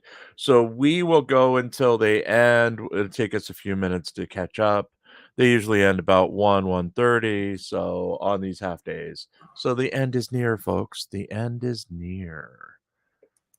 That's And what we'll that talk to homeless guy you. with the sign was yelling outside the bank this morning. Was he Rosrarch from Watchmen? I don't think so, Okay. but I didn't check his ID. sticking to the pavement or anything at that point? I believe there was a dusting. It was definitely falling. I don't think it was on like the main roads, but definitely a dusting of snow was falling correct. And from that time after you arrived at the house and shortly thereafter, when you observed this dark SUV out in front of the house, had that changed at all as far as the accumulation or sticking to the pavement, roadway, grass, anything like that that you saw?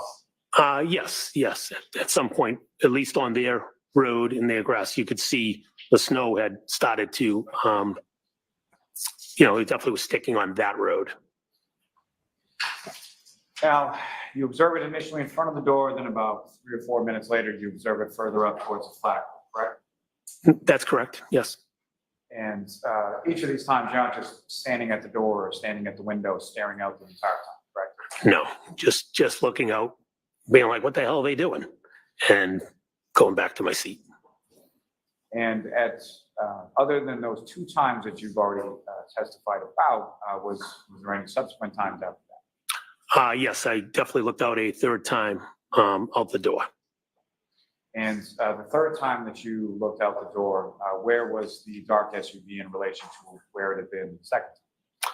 It had now proceeded further up the road, past the flagpole, past the utility box, past the fire hydrant, more in line with between the yards. I believe there's bushes and trees that separate the Alberts residence to the next residence. So it was actually past the Alberts residence and a little further up. I'd say more on the edge of the property line of the, if you're looking out of the neighbors to their right, if I'm looking out of their house. Now, this distance between the second time that you saw it and the third time that you saw it, do you have any idea about how much distance that was or how many feet? Hey, I'd be guessing 30, 40 feet. I don't know. I have no idea. I'd have to measure it. Now, with respect to the snow that had fallen on the ground, as far as the vehicle was concerned, it moves from one point to the second point to the third point. Do you observe any sort of tire marks or anything in the snow out on the road when you looked out? Yes, I did. And the tire marks that you observed, did they essentially lead up to the back tires of the dark SUV that you saw out there? At some point, I looked out and noticed tire marks that would have started before the Jeep. So if the Jeep was here, it's just a weird, like a wave. It was a weird wave in the road. You could see the tire marks. And was that before or after? So at some point, Ms. Nagel goes out to some other vehicle and then comes back inside the house, correct? Yes, that's correct. You know about how long she was outside of the house for? I'd be guessing a minute. I'm not sure. Not terribly long time? No, not at all. And so the time that you observed this sort of abnormality in the tire marks that you see out there, was that before or after she had come back inside the house? That would have been after. So you don't know if that was from the dark SUV or whatever vehicle she had met. You have no idea. Objection. No, can you answer that? Well, the form of the question, it's sustained. Do you know which vehicle left those abnormal tire marks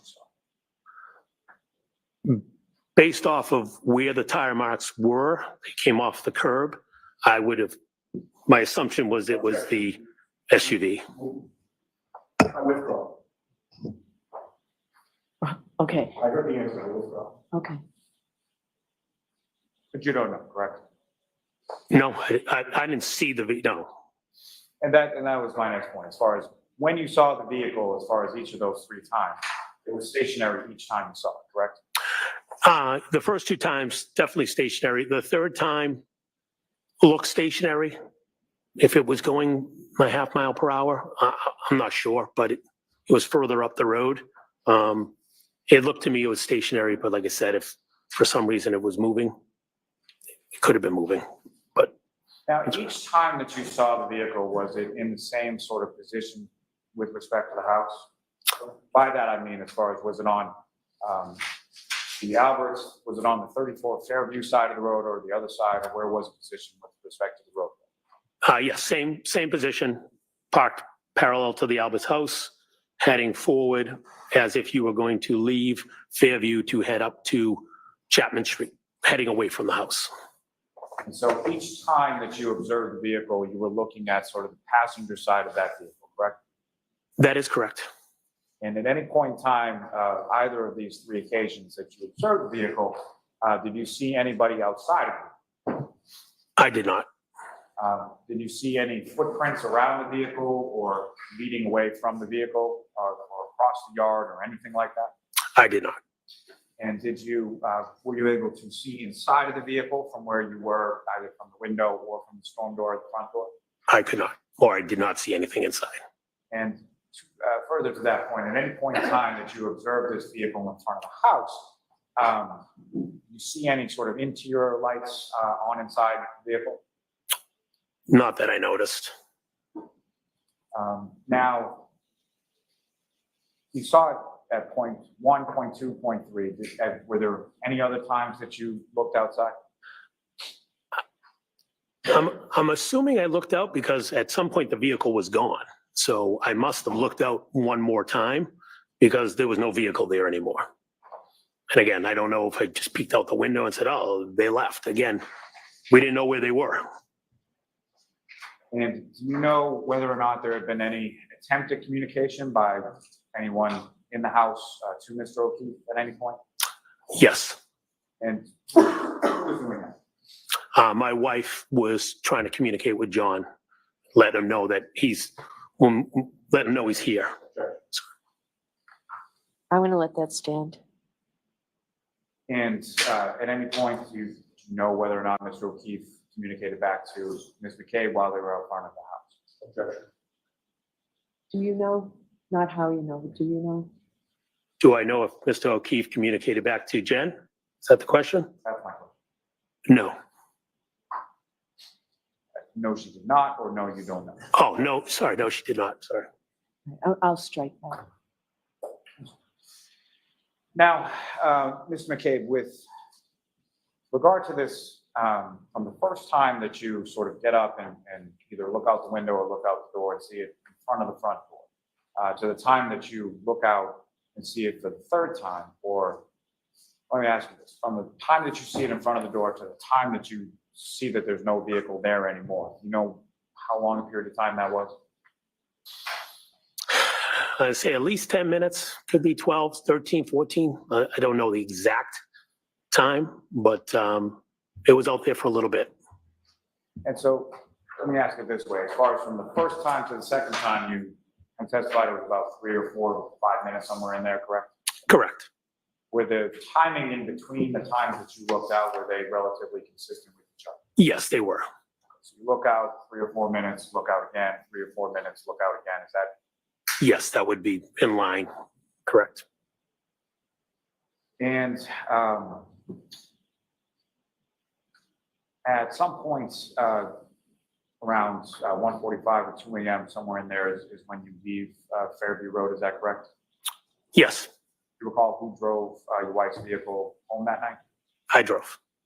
And who, if anyone else, was in the vehicle, and where were they seated within the vehicle when you left? So we were driving Sarah Levinson and Julie Nagel home. They were in the back seat of the vehicle, and my wife was in the passenger seat. I don't know who sat behind the passenger, who sat behind the driver, but they were in the back seat. Your Honor, if at this time with the court's permission, I'd like to publish for the jury for this witness, exhibits 71, 72, and 73. Okay. Mr. Chairman, if I could have exhibit 71 first. Whoops. I'm getting back. That was me. With my hand in. Say at least 10 minutes, could be 12, 13, 14. I don't know the exact time, but it was out there for a little bit. And so let me ask it this way, as far as from the first time to the second time, you testified it was about 3 or 4 or 5 minutes, somewhere in there, correct? Correct. Were the timing in between the times that you looked out, were they relatively consistent with each other? Yes, they were. So you look out 3 or 4 minutes, look out again, 3 or 4 minutes, look out again. Is that? Yes, that would be in line. Correct. And at some points around 1:45 or 2 a.m., somewhere in there is when you leave Fairview Road, is that correct? Yes, You recall who drove your wife's vehicle home that night? I drove. And who, if anyone else, was in the vehicle, and where were they seated within the vehicle when you left? So we were driving Sarah Levinson and Julie Nagel home. They were in the back seat of the vehicle, and my wife was in the passenger seat. I don't know who sat behind the passenger, who sat behind the driver, but they were in the back seat. Your Honor, if at this time with the court's permission, I'd like to publish for the jury and for this witness exhibits 71, 72, and 73. Okay. Mr. Chairman, if I could have exhibit 71 first.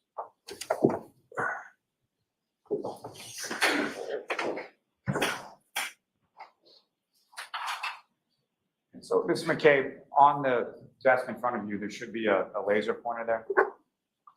If you just click that button and point at the screen, you put what I asked you. First, just with reference to what's up on the screen as exhibit 71, you recognize what that is, sir? Yes, I do. What do you recognize?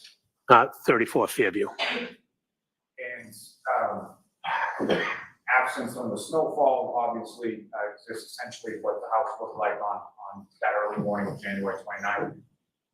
Yes, that's correct. And if you could, with relation to the window first, and then the storm door that you were talking about, that you were looking out from the house, using the laser pointer, show the jury where that is. Is that working? That would be the window. That'd be the storm door.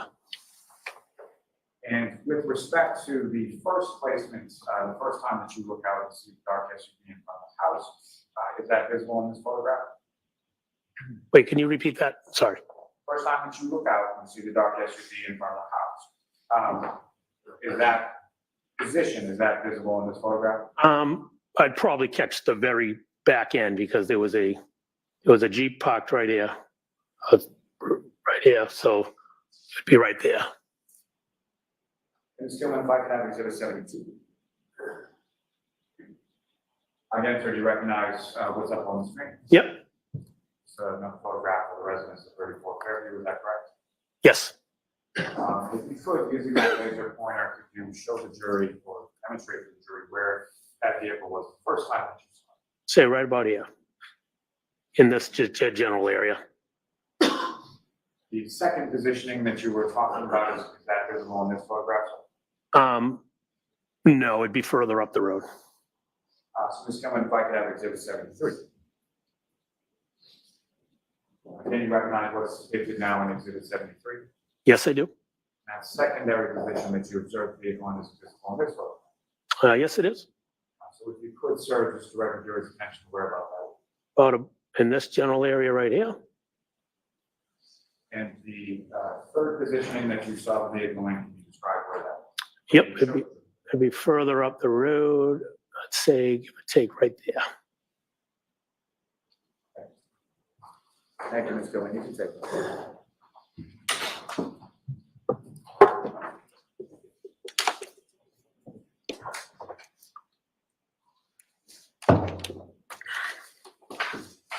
So, sir, you leave the residence of 34 Fairview. Do you recall, as far as the weather was concerned, what was the weather? What, if anything, had changed between the times that you were booked out and the time that you came out to go home? The snow was starting to accumulate. So the storm was starting to pick up a bit, is that correct? That is correct. And when you came out of the house, the vehicle was in the driveway, correct? That's correct. Yep. And again, if you could, you're driving, who else is in the car and where are they in the car? I'm in the driver's seat. My wife is in the passenger seat, and Julie and Sarah are in the seats directly behind us. Do you recall who was seated where? I don't recall who was in what seat. And you back out of the driveway and then do you recall where you were going or who you were dropping off first? Yes, I back out of the driveway and proceed, heading up towards Chapman Street. And so would the passenger side of the wife's vehicle, would that be facing closest to 34 Fairview at the time that you're driving away from it? Yes, that's correct. And your testimony as far as the storm picking up a little bit, do you recall anything did you have to clear off the car, or windshield wipers on, or anything like that in reference to weather? Yes, I brushed the car off. I had to wipe the car off with my hand and clean off the windows before I pulled out of the driveway. And then obviously setting the windshield wipers as I was driving away. Now, that area over where the secondary position that you observed that dark SUV in over by the flagpole, do you recall any sort of like street lighting or anything, ambient overhead lighting in that area? I don't recall it, no. As you're driving away from the house, do you recall whether or not was there any conversation or music playing or anything like that in the car as you're driving away? Yeah, it was chitter chatter. You know, my wife was turned towards me, like turned in, talking to the girls behind me. I know at one point somebody was joking about, I don't know, peanut butter and jelly sandwich or something. Something about bread. I forget what it was. And then I drove up the street. And as you were driving up the street and away from the residence of Fairview, what, if anything, did you observe abnormal on the side of the road? Were you looking at the side of the road? I was not. I was focusing on the snow coming down, the windshield wipers, and driving up the street. And fair to say you didn't see anything in the yard or anything like that? That's correct. So you drove each of the two young ladies home, is that correct? Yes, it is. You know about what time it was that you got home yourself? I got home, give or take, somewhere between after 2:10, 2:15-ish. I don't know the exact time, but somewhere in that vicinity. And when you got home, each of your four daughters, including Allie, were they all home at that point? The kids were home, correct. And when you arrive in the house, you and your wife, where did you? Well, first went in the kitchen. When we walked in, my wife proceeded upstairs before I did. I was in the kitchen for a few minutes and then went upstairs and went to bed. And did your wife go to bed around the same time as you? Yes, she might have already been laying in bed before I physically got in the bed, but yes. And as far as when you fell asleep, was your wife still awake, or had she already fallen asleep? She was still awake. We were both awake. She actually wanted to watch a show, which I had no desire to watch, and said I was going to bed. We talked a little bit about my younger daughter, about she was trying out for a basketball team, so we talked a little bit about that, and then that was it. I went to bed. Turning your attention to the morning of the 29th. Yes, the morning of the 29th. You woke up at some point, is that correct? Yes, that's correct. And what, if anything, do you recall? Sort of what woke you up that morning? I woke up to screams in my bedroom. All right, may we approach just briefly? Okay.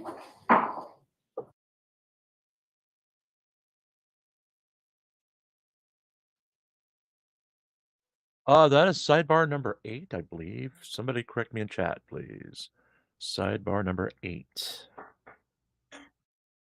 Anyone have 8 out there? Oh, Parson says it's 7. I thought it was 8.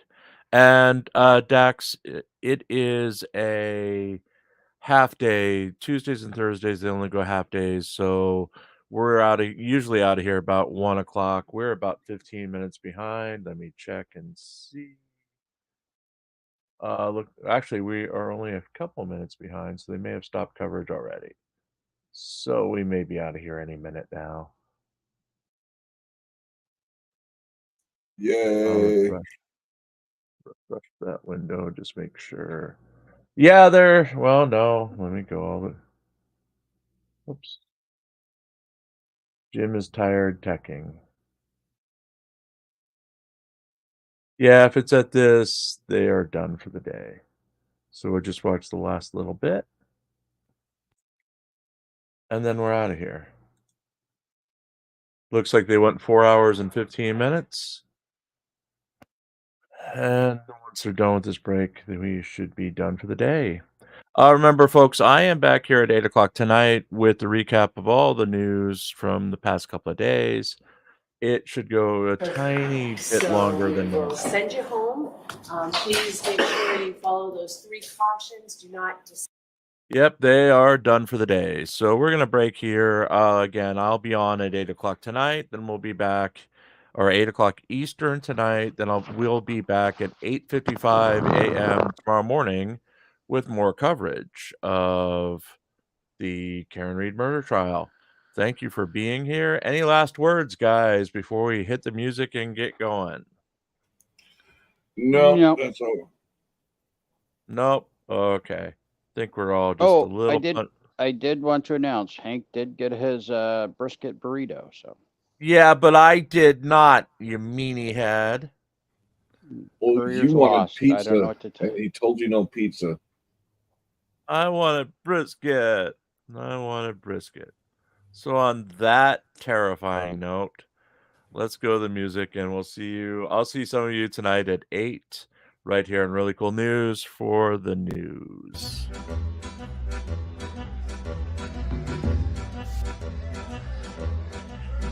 Look ahead, look astern, look the weather in the lee. Blow high, blow low, and so sail we. I see a wreck to windward and a lofty ship to thee, a sailing down along the coast of High Barbary. Then hail her, O captain, he called o'er the side. Blow high, blow low, and so sail we. Oh, are you a pirate or a man of war, he cried, a sailing down along the coast of High Barbary.